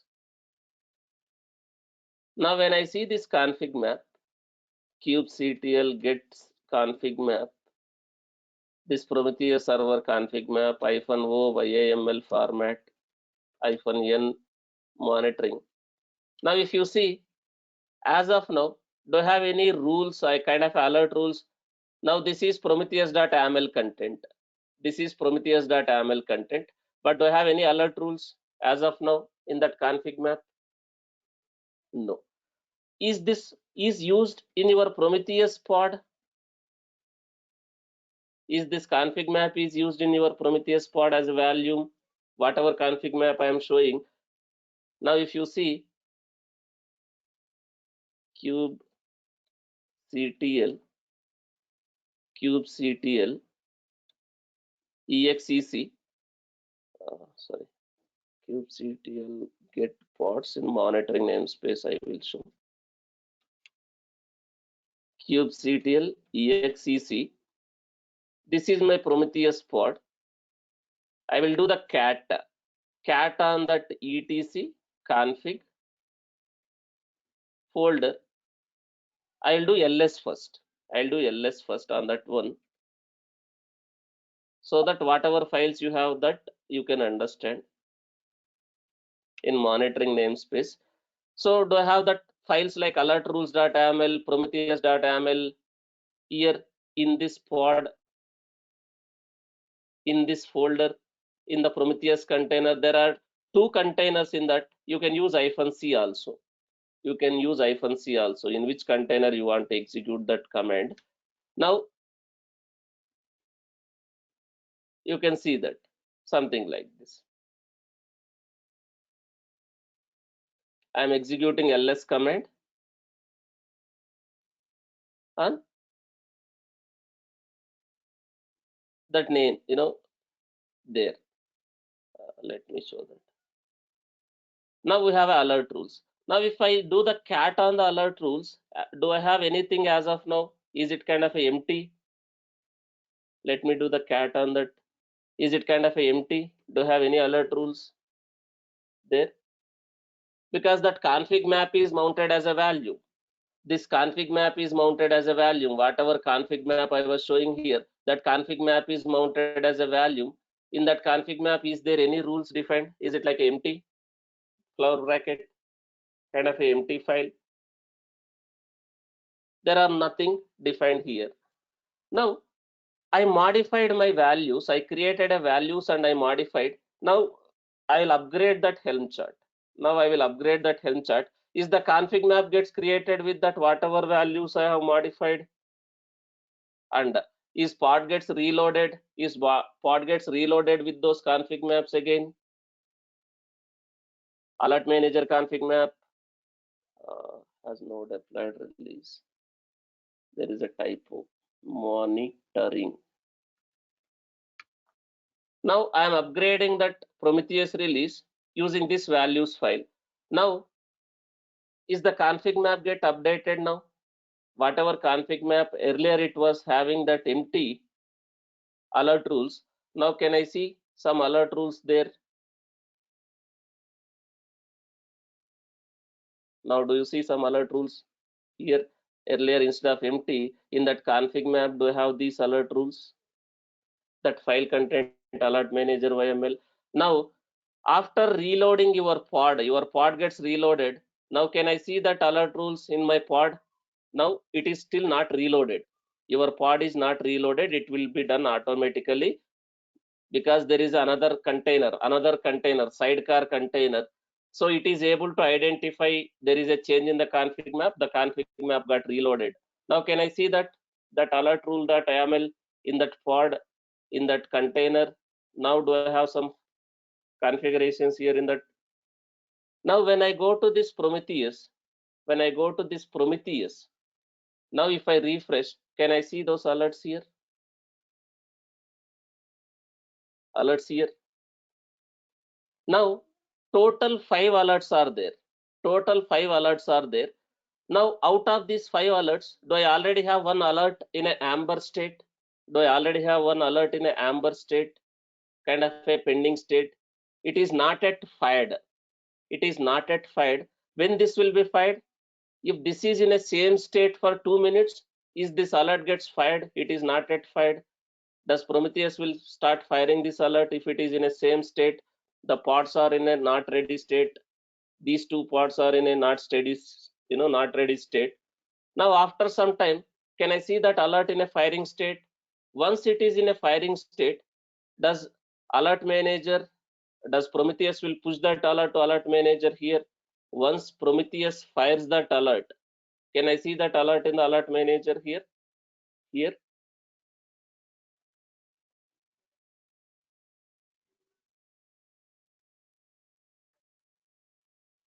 Yes. So it is in a same state for 2 minutes, more than 2 minutes or 5 minutes. it will start firing into the firing state. Now instead of amber state, I can see in a firing state. Once it is in a firing state, then it will push the alert to the alert manager here. I can see one alert here. No alerts found as of now, but if this starts firing the alert, I can see that there. Now this alert manager, is it configured with some SMTP details now? Email configuration, email notifications now here. Now, does alert manager will send the alerts once it is received that alert? Now you can see here, do I have a 2 alerts now in the alert manager because Prometheus has fired that alert. Now can I see that alert in a fire state, red state? Now alert manager receive the alert. Now do I have 2 alerts here? The alert manager, 2 alerts here in the alert manager, yes. Now, as per the configurations, whatever I have given, I will get that into my mail ID. I have given this as a 2 mail ID, this as a 2 mail ID. I should get a mail here. But do I need to do some kind of a modifications in the Gmail settings? Whatever from mail ID I have used, in that from mail ID, do I need to do some kind of a modification settings? Since it's a Gmail, you need to do a lot of settings there. Now I have not yet received the alert. I have not yet received the alert. So this is the mail ID I have given as a 2 mail ID, but I have not yet received the alert. Why I have not received the alert? Let's see. Let me see the logs of your alert manager. Let me see the logs of alert manager. Now this is my alert manager pod, kubectl logs, that alert manager pod. I am giving monitoring namespace, and there are 2 containers. There are 2 containers, so you can give this name also if required. But already it is defaulted to this container. If you want to see the logs of specific container, you can use -c, that container name. Now if you see, do I have some logs? Notification attempt failed in the alert manager. Can I see some logs saying that notification attempt is failed, username and password not accepted, some kind of a error it is throwing? Even though I have given correct username, even though I have given correct username, why it is failing? Since it's a Gmail, do you need to do some kind of a settings, enable that less secure, that less secure or unsecure? Is there something called less secure app? Do you need to unlock the captcha, all those things, since it is a Gmail? Yes. But if it is not a Gmail, if it is a valid SMTP, official SMTP, no need to do anything. Now I will take this address, this URL. This URL I am going to take. I am going to take this URL, support.google.com, that one. I'll open a private window. I'll open a private window because in this window I already logged into one Gmail. Let me open a private window. I'll log in. I'll log in first. I'll log in first. First, let me log in. I will do this later. Let me log into the Gmail. To that from mail ID, whatever mail ID you have used as a from mail ID, I will log into that from mail ID. This is my from mail ID I have given. I log in with that correct password.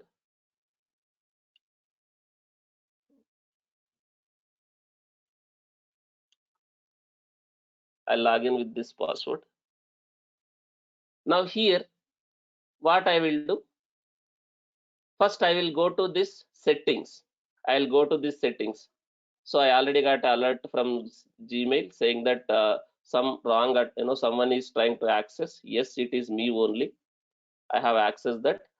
Then I'll go to this Gmail. I'll go to this settings, this Gmail, manage my Gmail account, manage my Google account. I'll go to the security. Here, there is something called, where is that? Less secure apps. I will turn on this one. First, I need to enable this one. I'll turn on this one. do that. Once that is done, there is another step also. My password is correct. I have enabled the less secure apps. I have done that one also. Now click on this one. Click on this one, unlock captcha. So now I need to unlock that captcha also. Now I have done that one. I have enabled less secure apps. By opening this URL, I got a link. I got a link to unlock the captcha. I have done that one also. Now again check the logs. Again check the logs after some time. Again check the logs after some time. Now here you see, is the notification is success now? I mean to say, is alert manager able to successfully notify? Which means, should I have received the email? That email to whatever two mail ID I have given, will I able to see that mail now? Now, do I see one mail here, Prometheus alert? Can I see one mail from this mail ID? Can I see one Prometheus alert saying that? So pod, the pod in this namespace, this pod has been in a non-ready state for more than 5 minutes. It is giving some kind of a information that Prometheus pod is pending for so long. In this pod is in a pending state for some time. Now you are a DevOps engineer, or you are a support guy, or you are a developer. Can you go ahead and start working on that issue? Why that is in a pending state? Suppose you are into a support, you are into a DevOps. Now I am a DevOps engineer. Now can I connect to that cluster? Can I see in that namespace, do I really have a pods in pending state? If it is really pods are in pending state, then can I see why it is in pending state? Now this pending state because of insufficient CPU. Now I can see because my node capacity itself is less, it is not able to accommodate. Then can I modify this one? Or can I increase can I change the instance types? If you really need this pod with the two CPUs, can I change the instance types also in my node pool? Or I will reduce whatever required. I can reduce the request, or I can change the server, server types. Instead of t3.large, I can take another type also based on the requirement. Now I am reducing. Let me apply this. Whether you are doing manually, whether you are doing pipeline, that doesn't matter. If you are doing it via pipeline, can I change this YML in the source code and commit? Then your pipeline will start trigger again and apply that. Whether you are doing manually, whether you are doing pipeline, that doesn't matter here. Now I have fixed the problem. Now is my parts are in a running state now? Is my parts are in a running state now? Yes. Now if I go to the Prometheus now, if I go to the Prometheus here, let me refresh this page. But it will take some time. It will take some time. Scrap interval, based on the scrap interval. After some time, am I able to see this in a amber state now? Now do you see? Is it in amber or red? Do I have any active alert, active firing alert as of now? No. Which means, am I going to getting a mails continuously? Now, I got a one more mail because I have not taken any action. Like I got a one more mail, but after this issue is fixed, does the team will get continuously notifications from that Prometheus alert manager once the issue is fixed? No. So this way, if I have a monitoring also in place, the way we are continuously doing integration deployment, here I have a continuous monitoring also. If I have this continuous monitoring, is it monitoring my servers and is it monitoring my Kubernetes pods, deployments, volumes, all those things also if required? And is it notifying the I mean to say people, the support people? Is this continuous monitoring is keep on monitoring your cluster, your nodes, and is it notifying the support team? Is that support team is taking some action and again modifying or fixing the problems? Again back to source code.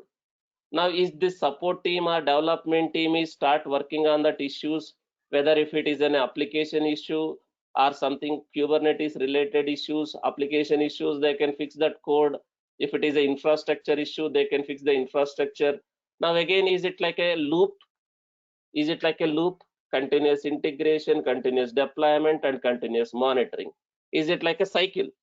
You are continuously integrating your code, you are continuously deploying that code, and you are monitoring that applications or infrastructure. Again, kind of a loop. So same diagram we have explained on the first day. Same diagram we have explained on the first day when Bhaskar sir has explained what is DevOps, what do you mean by DevOps, what is all these things. Now on the last day, again, I am trying to conclude with same architecture, same flow. But this time, I hope you are very clear what is what. And the first day you are not clear, but today I hope you are very clear about what is what here in this diagram. Why we need this SCM, why we need this CI, CD, what is Docker, what is Kubernetes, why we need all these things. What do you mean by server? What do you mean by network? What do you mean by storage? What do you mean by infrastructure? Is everyone clear, guys? Whatever diagram I have explained, we have explained on the first day. We are trying to conclude with same diagram on the last day. But to make you understand this complete process, the DevOps lifecycle, DevOps process, DevOps methodology, for us, it took how many months?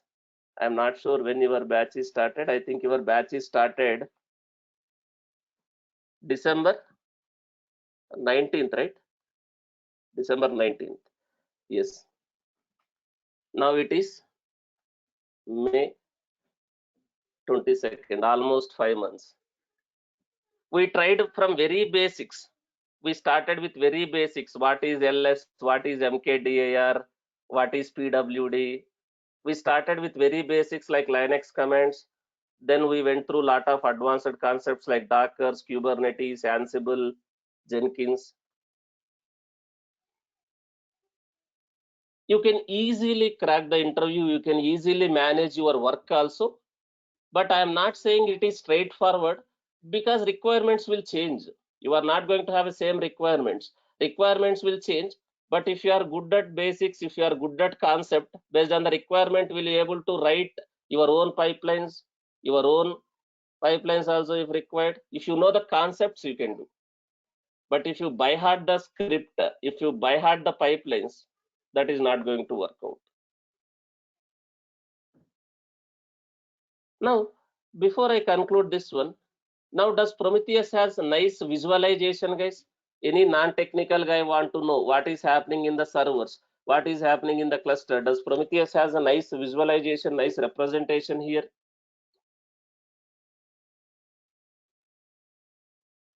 No. We can use Grafana. We can use Grafana for that. Again, one more doubt you have. Sir, let's say I have another cluster. Again, in another cluster also, do I need to have that Prometheus Grafana setup? Yes. For another cluster also, you can have Prometheus that Grafana setup. Basically, how you will have, right? Like dev dot Prometheus dot something like this. The URLs will be something like this. Dev dot Prometheus dot some that company, whatever project you are working. Let's say you are working for a project called LIC, something like this. Is this domain points to the dev cluster Prometheus? Yes. If you have a QA cluster, do I need to set up again same thing in the QA also? But QA, I will have a different domain like this, qa.prometheus.lic.com. Now, if I have a production cluster, can I have that Prometheus setup, Grafana setup, alert manager setup for production also by pointing to prod dot or just prometheus.lic.com? Prod, you no need to mention. You see, this is like a prod only. So do I need to have these setups in each and every cluster also, like dev cluster, QA cluster, production cluster, the way I have done in single cluster? Yes. Now, let me set up Grafana. As of now, I don't have Grafana. Let me set up Grafana.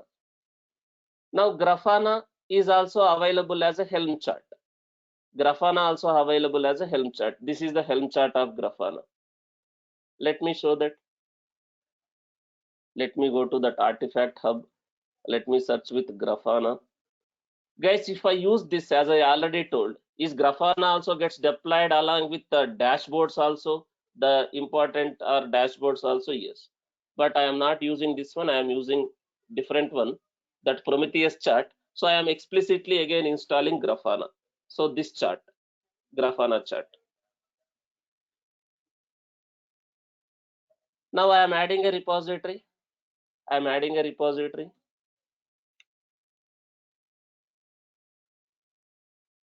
I am installing something like this.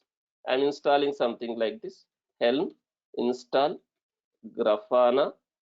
The chart name is Grafana, repo name is Grafana. In monitoring namespace.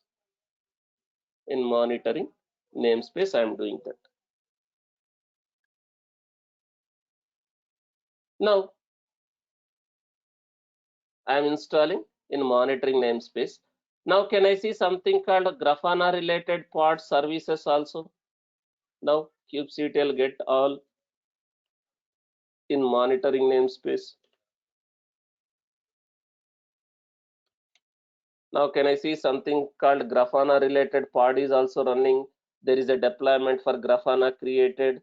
There is a service for Grafana created. But again, it's a cluster IP service. Again, it's a cluster IP service. Now, can I create a ingress rule for that one also, so that I can access something like this? Again,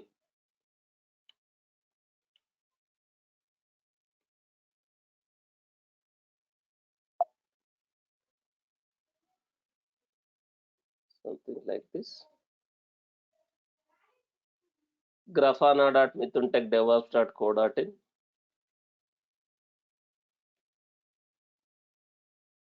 So service name also Grafana. Just a service name is also Grafana.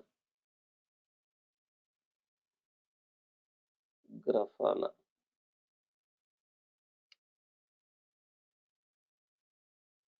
Now let me apply this.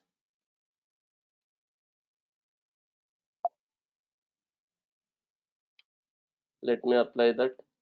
Now in my route 53, I'll create a one more record.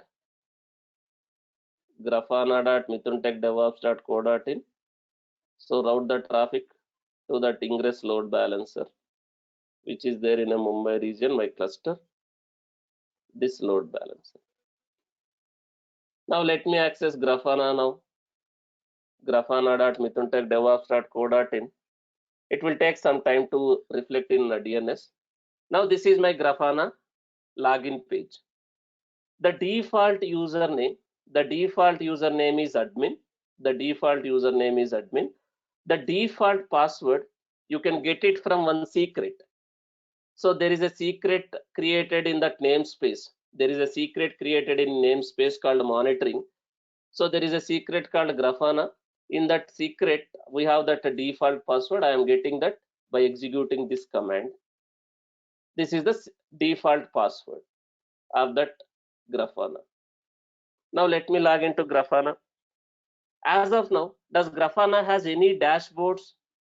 Does Grafana has any dashboards as of now? Nothing is there. But before I create a dashboards or import the dashboards, do I need to configure the backend or data source for this Grafana? Do I need to configure the data source for this Grafana, from where it has to get the data? Yes. So I'm going to this settings button here. I'm going to this settings button here. We have something called data sources. Something called data sources. Let me click on this data source. I'll click on this add data source. Prometheus is one of the data source, but does Grafana supports lot of data sources like Prometheus? Does Grafana supports lot of data sources like Graphite DB, InfluxDB, Elasticsearch, Jagger, Zipkin, all these things also as a data sources? Yes. But for now, what is the data source where I have all my data about that monitoring? Who is monitoring all the servers and applications and maintaining the data? Prometheus. So I'll select this Prometheus. I'll select this Prometheus. Here I will give the Prometheus URL. Since Prometheus also running as a pod, Grafana also running as a pod in the same cluster, same namespace, can I give just a service name instead of giving external endpoints or instead of giving IP addresses or external domains? Can I give just a Kubernetes service name here? The Prometheus service name here, HTTP, that Prometheus service name. But if Prometheus is running in a different namespace and Grafana is running in a different namespace, can I give, do I need to give FQDN, fully qualified domain name? Yes. But since they are in the same namespace, can I give something like this? HTTP :/ Prometheus-server, that is the service name. And I am not giving any port also, because what is the default port of HTTP, even though you are not passing? 80. And is the service also created on 80? Is the service also created on port 80, that Prometheus? Yes. Now let me click on this save and test. Now is data source is working, which means is Prometheus is able to, sorry, is Grafana is able to reach to Prometheus using this URL? Yes. Now data source is configured. Now let me come to the dashboards. Let me come to the dashboards. This one, I'm clicking on home. If required, you are good at Prometheus query language, will you able to create your own dashboards by clicking on this plus button, create dashboard. You can add a panels, you can use all those queries here. Here you can use all those queries, whatever you are having in the Prometheus, right? Node memory, active bytes, total bytes. You can write kind of a queries and you can get the data. You can format whether it has to be in a table format or chart format. You are good at Grafana and Prometheus query language. You can create a dashboards on your own. You can create a dashboards on your own if you are good at this one. Otherwise, do we have some open source community who is creating a dashboards for us, and we can just import those dashboards, whatever already created by the community? Community in the sense people. The community is nothing but some people will contribute to this community, Prometheus community, Grafana community, like that.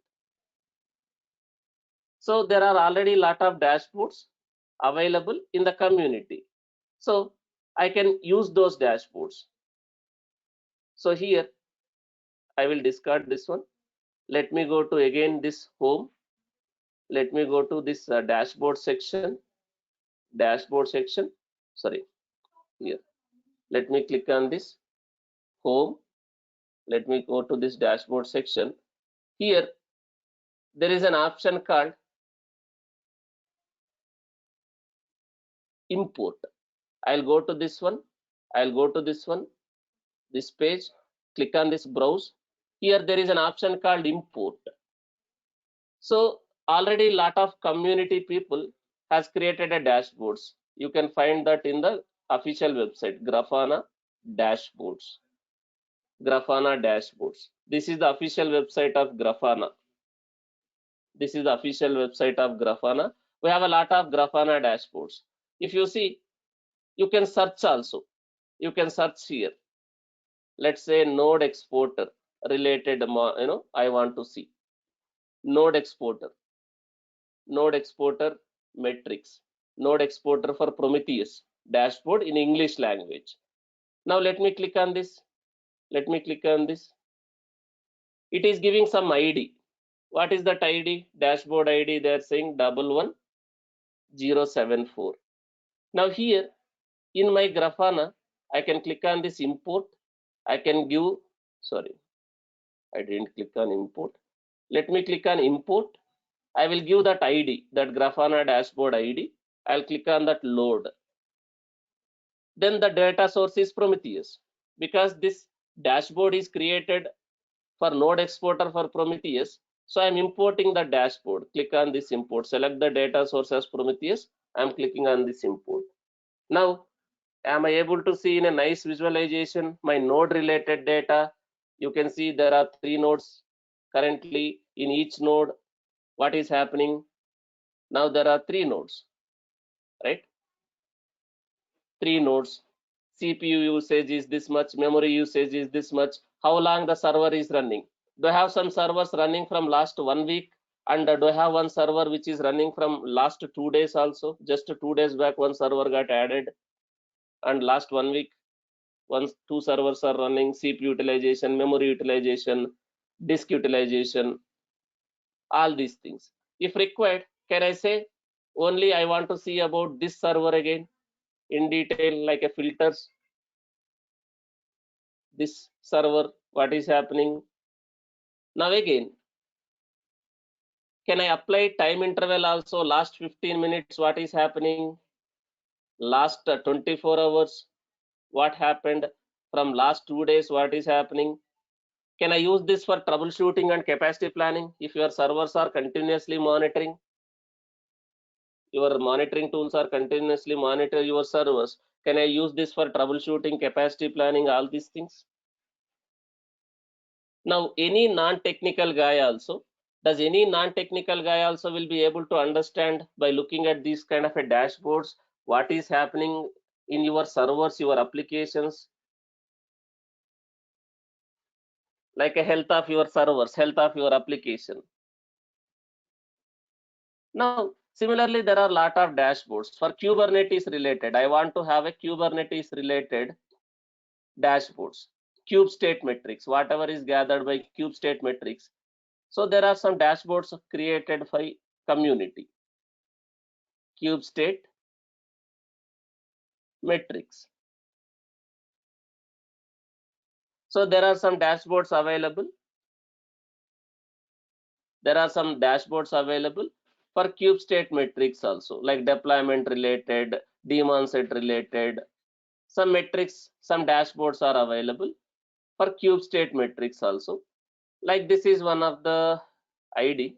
This is one of the ID. Let me see if this works. 8588.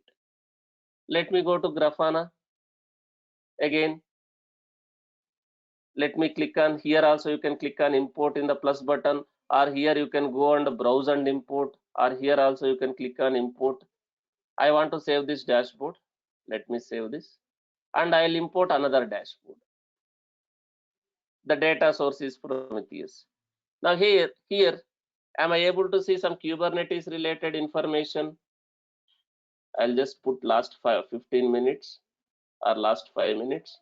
Now am I able to see some information like this? Pods information. Now I have given some sample dashboard IDs here. Let me use this one, 1.3332. Let me import one dashboard. This one, let me load this. This is cube state metrics dashboard only. The data source is Prometheus. Now can I see in a nice visualization about my complete cluster, how much CPU, how much memory requested, how much CPU requested as of now in the complete cluster, and how many nodes are there in my cluster? Is any nodes are in not available state? Do have any node pressure, not ready state? I can see that one. And also can I see deployments? How many deployments are there? Each deployment, how many replicas are there? This deployment has 2 pods. This deployment has 2 pods, like that. Deployment details, stateful set details, parts details. Total, how many parts are there? If you see, running in my cluster, 32. And any parts are in a pending state. Any parts are in a pending state. If you see, some time back, there is a spike here. There is a spike here, which means, do we have some parts in a pending state some time back? Because intentionally I have made the mistake. Now can I see that value here? Now I can apply last 1 hour. Now last 1 hour, Do I have some parts which are in a pending state for some time? Started here, then again I fix the problem, again it went down, the graph went down. So which means as of now 0, but sometime back do I have some parts which are in a pending state? You can apply the specific time also. You don't want to do like this last 1 hour 2 hour also, you can apply the time range also. Date you can select, the date. Today is what, 22nd. Date range you can select, or time range also you can select, like last 5 minutes. You can modify all these things. Last 15 minutes you can modify, but if you see last 15 minutes, do I have any parts which are in a pending state? Because that happened 15 minutes back. If I go for last 1 hour, I can see, can I see some parts which are in a pending state? So will I have a complete visualization of what is happening in my servers, my cluster, my applications? Will I have a complete visualization of my applications, my clusters, my servers, all these things using these kind of a dashboards? Now there is a separate team for this also. There is a separate team for this also in a standard companies. In some standard companies, there is a separate team. We call that as a telemetry team. Telemetry is nothing but monitoring and log aggregation.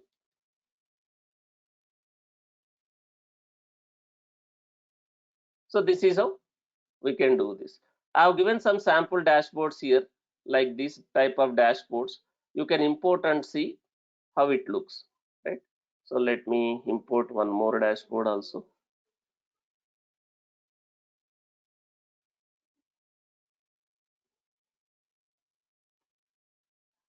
Sorry, let me click on that. Import.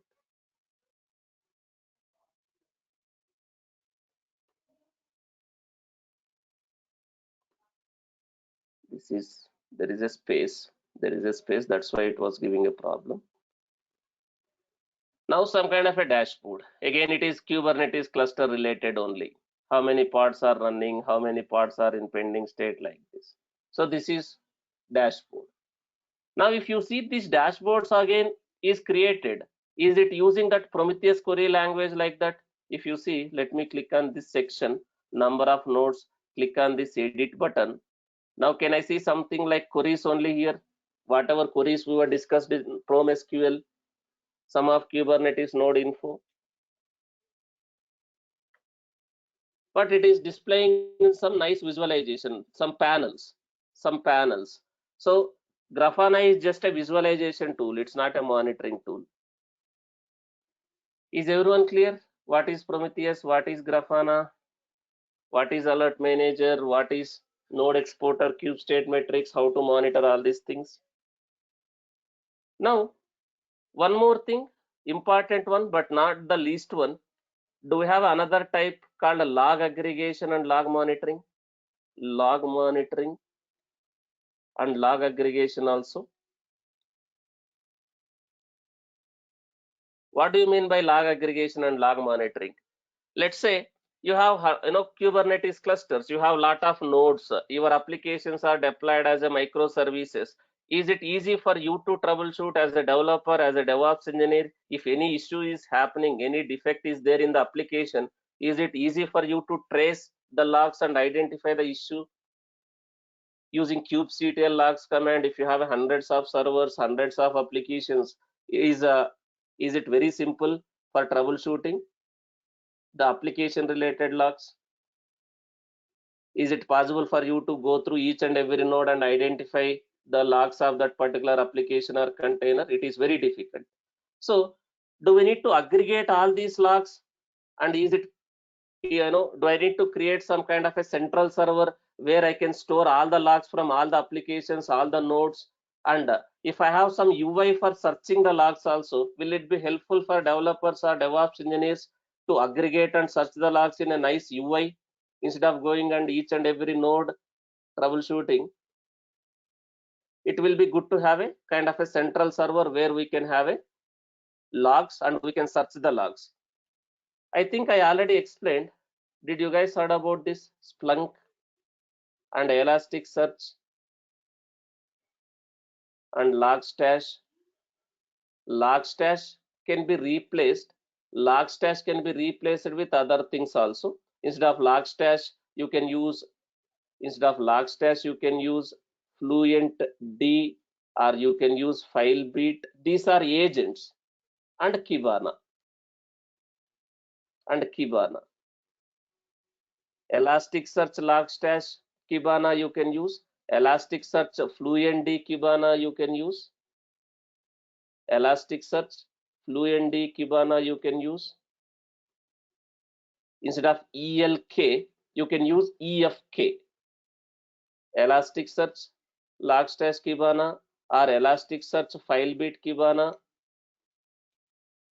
You can use this one.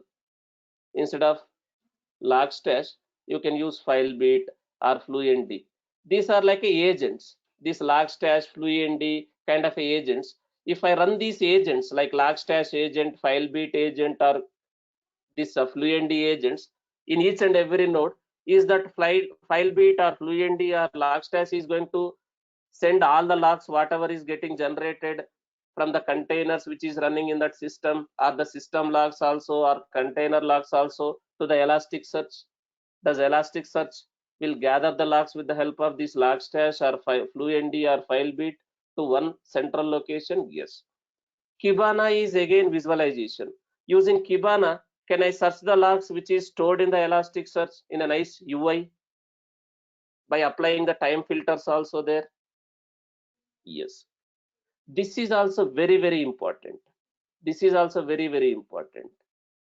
So there is a detailed video. Explained in our YouTube channel. I think I asked you to went through some time back. Did you guys went through that video, that Elasticsearch, FileBeat, and Kibana?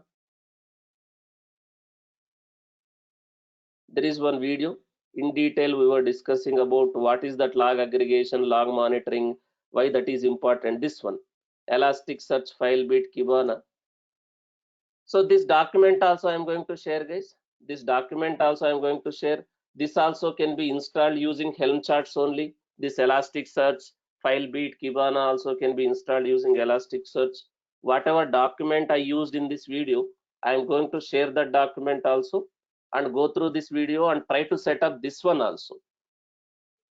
Does this will be helpful for developers and DevOps engineers for searching the logs and troubleshooting the issues which is happening in your applications, exceptions, errors, what is happening in your application, your containers?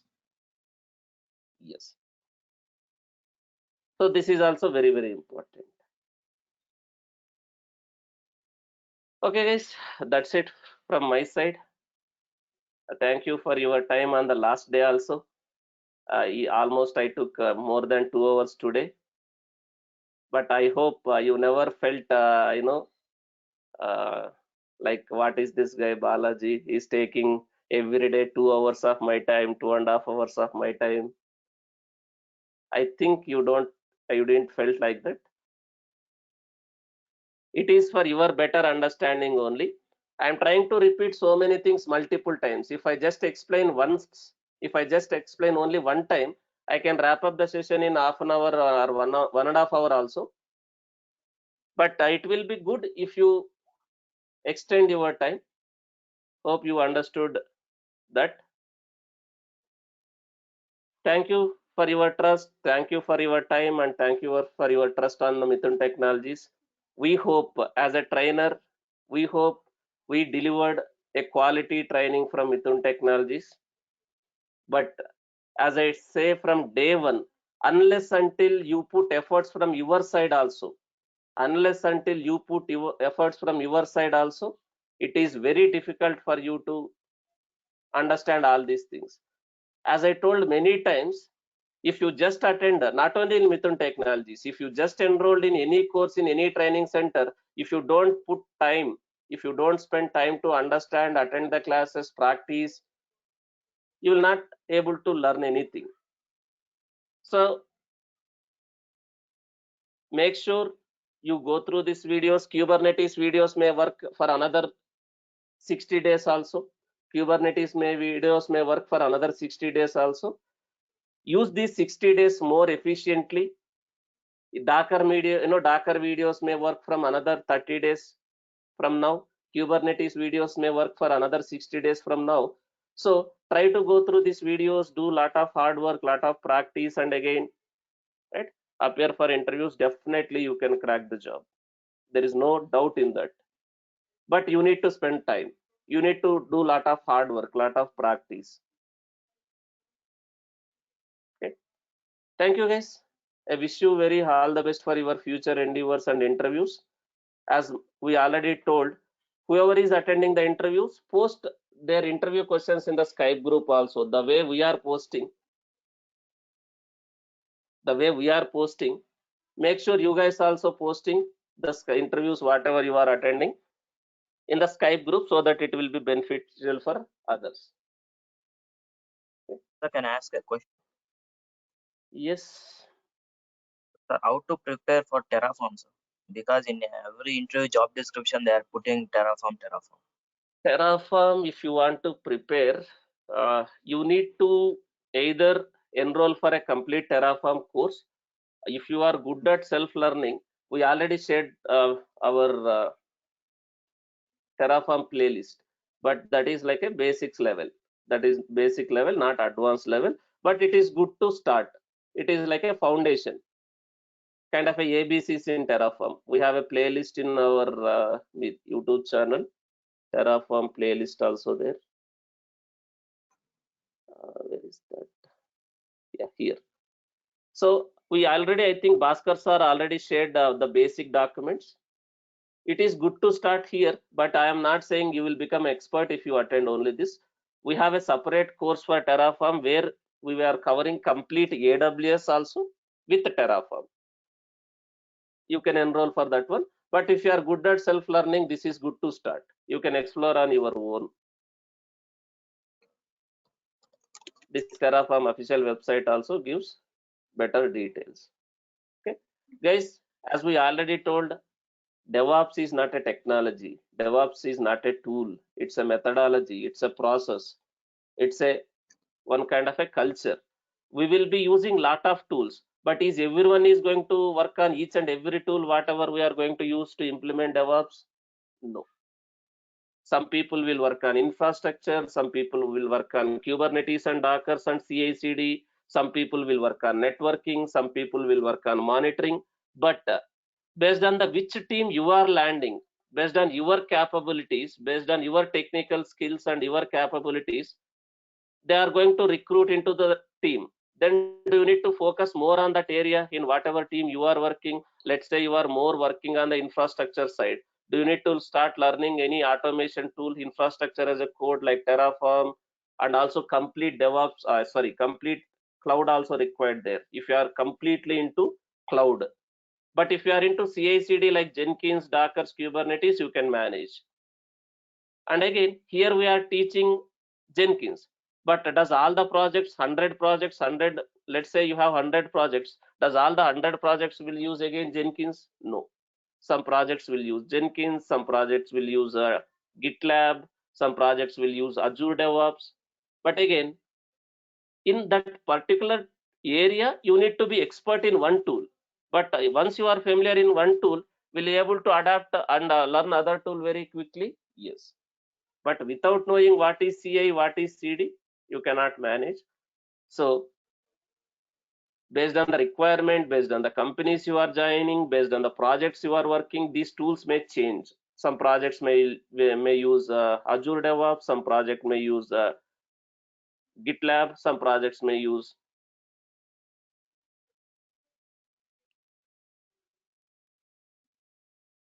like Bamboo also. How can we answer DevOps engineer daily activities? Abhishek, I hope you attended Bhaskar sir resume preparation session. He has covered in 2 days. Did Bhaskar sir already explained how to answer all these things? What is your roles and responsibilities? What is your day-to-day activities?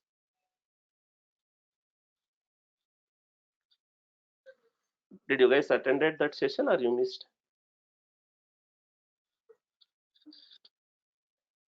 So basically any day-to-day activity if you take, the first thing you need to make sure whether your pipelines are running smoothly or not. You have created a lot of pipelines, your CI pipelines, CD pipelines. First and foremost thing, do we need to make sure whatever pipelines we already created are running smoothly or not. If there are any issues, maybe network issue, maybe storage issue, maybe server issue, if your pipelines are not working as expected, do you need to troubleshoot and fix those pipelines first as a first priority on the day? Before starting any new pipeline, you need to make sure that pipelines are working smoothly. Pipelines will may fail for many reasons. That can be network issue, that can be a storage issue, that can be a server issue. It may fail. So you need to fix that problem as a priority first. Next thing, backlogs, automation backlogs. If there is any new project onboarded, if there is any new project onboarded or any new microservices created by the development team, do you need to support the development team starting from creating a SCM repository, granting the permissions to that SCM repository, creating a CA pipeline for that repository, CD pipeline for that repository, for any new microservice started writing by the developers, starting from SCM to CA, CD, and all these things as a DevOps engineer, do you need to support? Managing the permissions to that repository, configuring pipelines for that application, all those things. Automation backlog. And as a DevOps engineer, do we need to focus more on where can we improve the process? Wherever it is possible, wherever you are doing lot of manual work, do you need to take initiative yourself and suggest some kind of automation there? You need to take initiative yourself. Wherever you are doing lot of manual work, you need to see whether this can be automated, whether it is a infrastructure creation, whether it's a configuration, whether it's a deployment. Do you need to focus on the automation? Yes. Now coming to the respective tools, then if you are working on Git, what is your roles and responsibilities in Git? What do you do using Git? As a DevOps engineer, are you responsible for creating a SCM repositories, granting the permissions to the SCM repositories, and defining a branching strategies for the team in the SCM? Yes. As a DevOps engineer, what do you do in the Nexus? Are you responsible for creating and managing the artifacts? I mean to say repositories in the artifactories like Nexus or JFrog? Yes. And also, what is your roles and responsibilities in SonarQube? As a DevOps engineer, do you need to configure SonarQube by working with a development architect? Do you need to create a quality gates, quality profiles, quality gates in the SCM? The rules will be provided by architect or a technical lead. You need to configure all those things. And what is your roles and responsibilities in a AWS? If you are working in the infrastructure side also, what do you do in AWS? As a DevOps engineer, if you are working in the infrastructure side also, are you responsible for creating the infrastructure required for our applications and softwares to run in AWS, like a servers, network, storage, databases, load balancers, IAM policies, permissions, all those things in AWS, taking a backups of volumes based on the requirement? Yes. And again, if you are working on infrastructure side, is it a best practice to create a infrastructure using console manually? Does people will do it manually using console? No. So if you are working on an infrastructure side, are you going to use some kind of infrastructure as a code software like Terraform? Then can I have that also as a separate code base? Can I maintain the Terraform scripts also in a separate code base like a ops repo, kind of a ops repo? Can I use that repo in my pipeline also using Jenkins? Can I clone that ops repo where I have some Terraform scripts and run the Terraform scripts via Jenkins to create an infrastructure first if required? Once that infrastructure is ready, can I run my app pipelines, application pipelines to build and deploy that application in the infrastructure which is provisioned? Yes. But are you going to run that app, that infrastructure pipelines frequently, the way you are going to run the application pipelines frequently? Does the infrastructure pipelines will be executed every day, every hour, or every week like that? No. Infrastructure is like when you are provisioning for the first time. Here and there, whenever small changes, you will rerun. Otherwise, no. Now, if you are using Jenkins, what do you do using Jenkins? As a DevOps engineer, what is your role in Jenkins? You are responsible for CI and CD. Don't say I am creating a job like that. You can say that using Jenkins, what you are doing? Using Jenkins, am I able to do the continuous integration and continuous deployment or delivery? Then you explain about the pipelines. Using Jenkins, I am doing continuous integration. Explain what do you mean by continuous integration. Then explain what do you mean by continuous deployment or delivery. Then start work, saying about I am creating a jobs, I am creating a stages like this, all those things. I am responsible for taking the backups of Jenkins. I am responsible for creating the jobs in Jenkins. I am responsible for granting the permissions in Jenkins based on the requirement again. And if you are using Docker Swarm, then what do you do? I will share this one also if you have not yet received. I'll share this one also if you have not yet received. What do you do in Docker? If you are using Dockers and Kubernetes, are you responsible for creating the clusters, creating images and deploying those applications in the cluster? I mean to say creating a Docker files,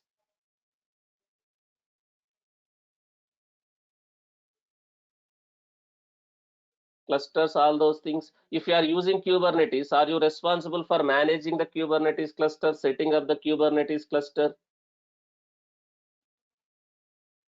I'm going to give this one also, but these are something, but on top of it, you can add your own content. If you are using Docker with the Docker Swarm, are you responsible for these things, like responsible for Dockerizing the applications, configuring the Docker containers and creating a Docker files, strong experience in writing Docker files, compose files, responsible for creating and managing the private registries for Docker, using CI/CD, building a pipelines, deploying the pipelines like this. If you are using Kubernetes, these are something, but you can add on top of it your own based on your understanding. Is everyone clear? What is what?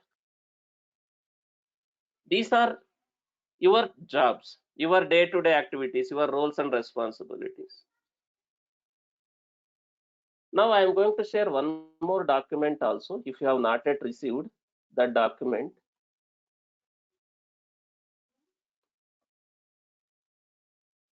this is what I have explained a few minutes back. Day-to-day activities, day-to-day activities. Make sure the pipelines are running smoothly. This is what I have explained few seconds back.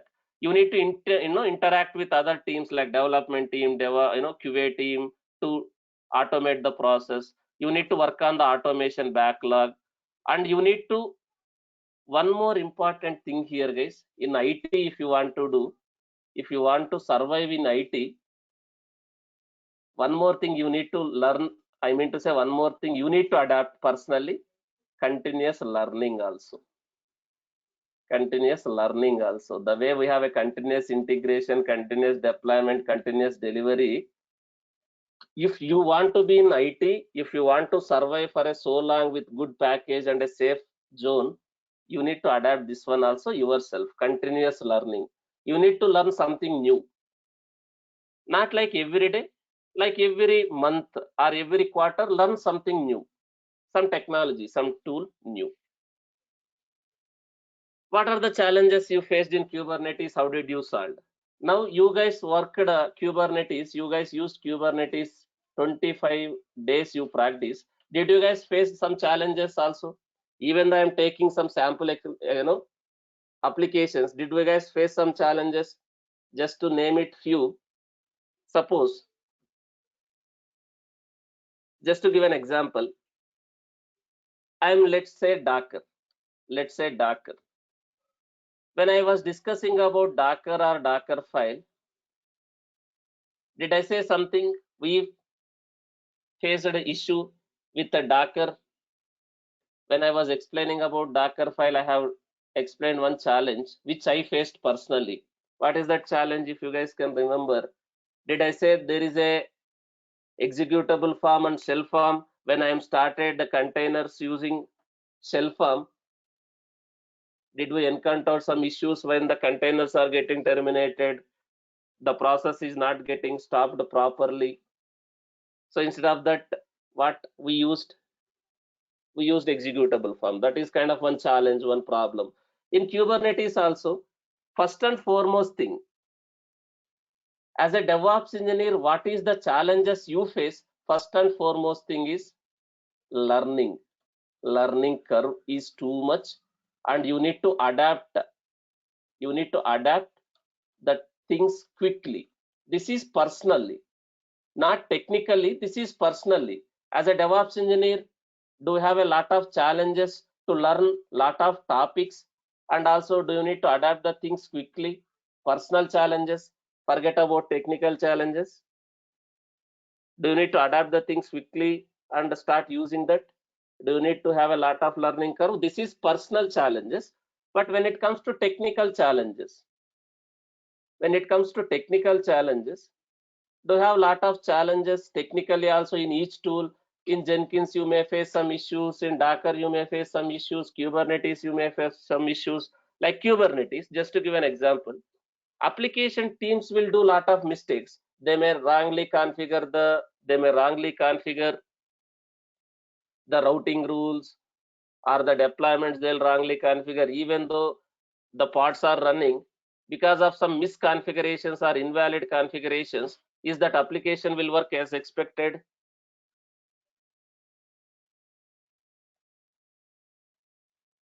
No.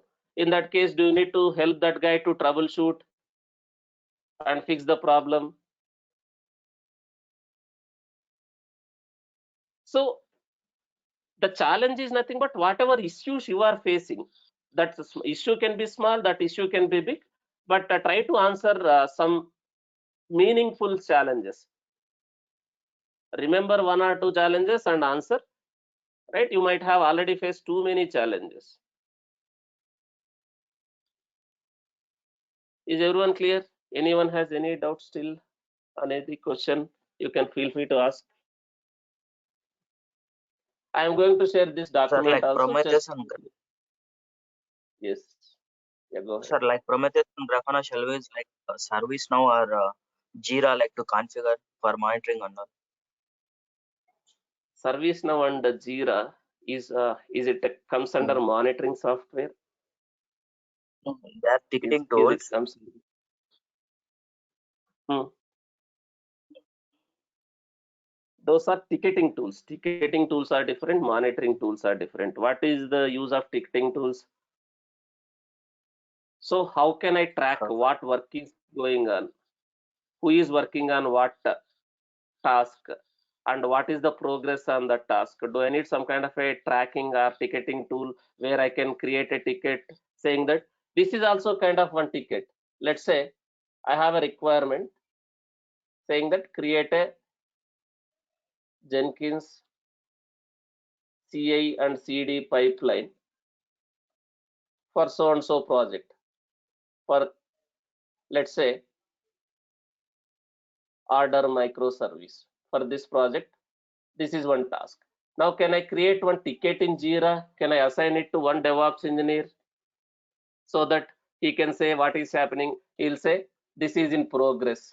He'll say I'll start, this is in progress. He will make that in progress. And in daily scrum calls or day-to-day meetings, that Kanban board, there will be a concept called Kanban board. Kanban board will be created for that sprint.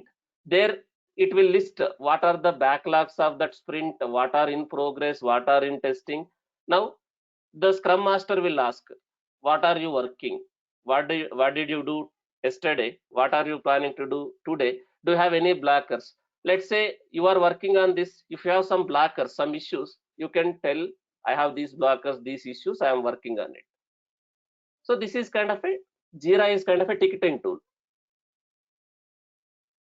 Jira is kind of a ticketing tool. That service is now change management. Change management. What do you mean by change management? Whenever you are trying to do some changes in the production, especially for production, do you need to create a service now ticket where you need to define what change you are trying to do as part of this release, what applications are going to be impacted? Do you need to attach all the approval mails also? QA approval mail, BA approval mail, product manager approvals mail. Once the all the mails are approved, all the stakeholders are approved, then only you can do that change in the production. This is like a change management for production release. Right? These are like a ticketing tools and these are not monitoring tools. Bhaskar sir already explained this in the resume preparation.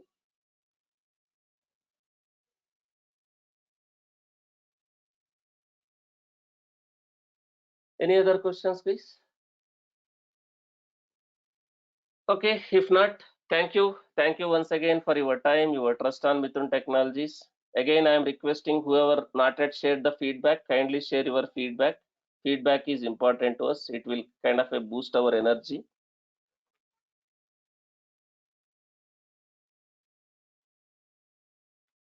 And wish you very all the best for your future interviews and endeavors.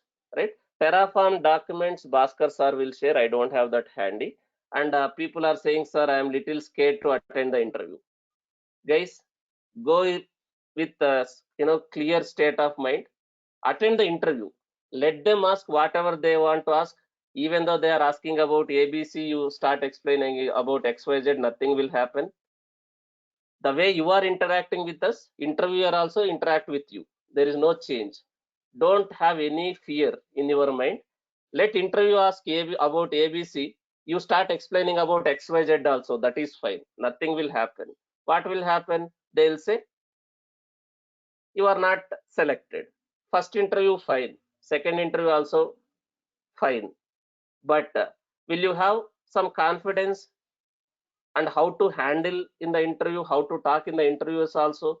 With the third interview or fourth interview, will you get, have some confidence and knowledge also how to handle yourself in the interviews? Yes.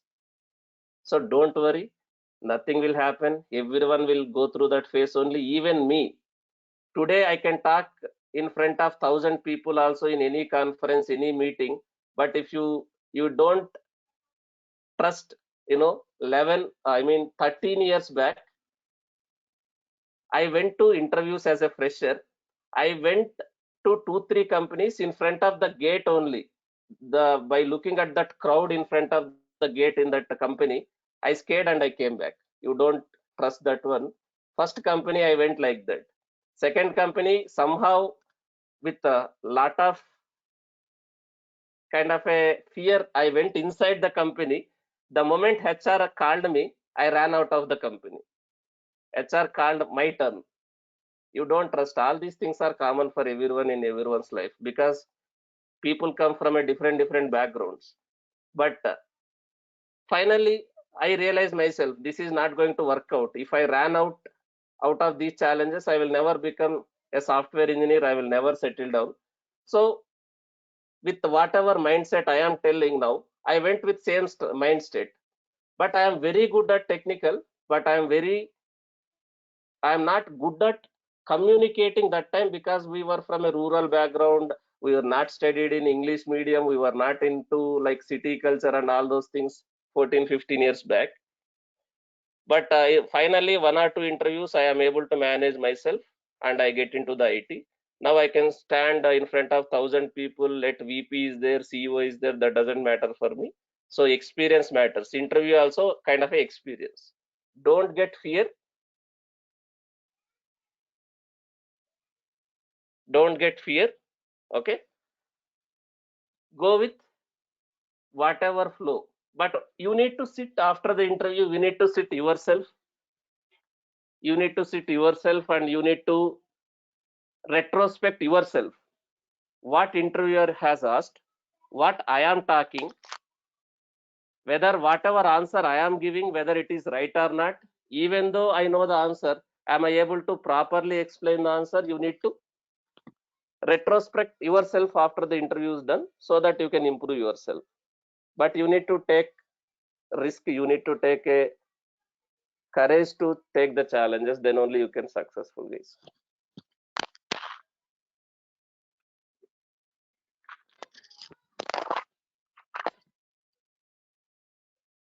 Any questions? If not, thank you, guys. Wish you all the best. Someone is asking, sir, can you switch on your camera? Okay, I don't want that to be recorded in the video. I'm stopping the recording and I'm switching on the camera. Just give me a second.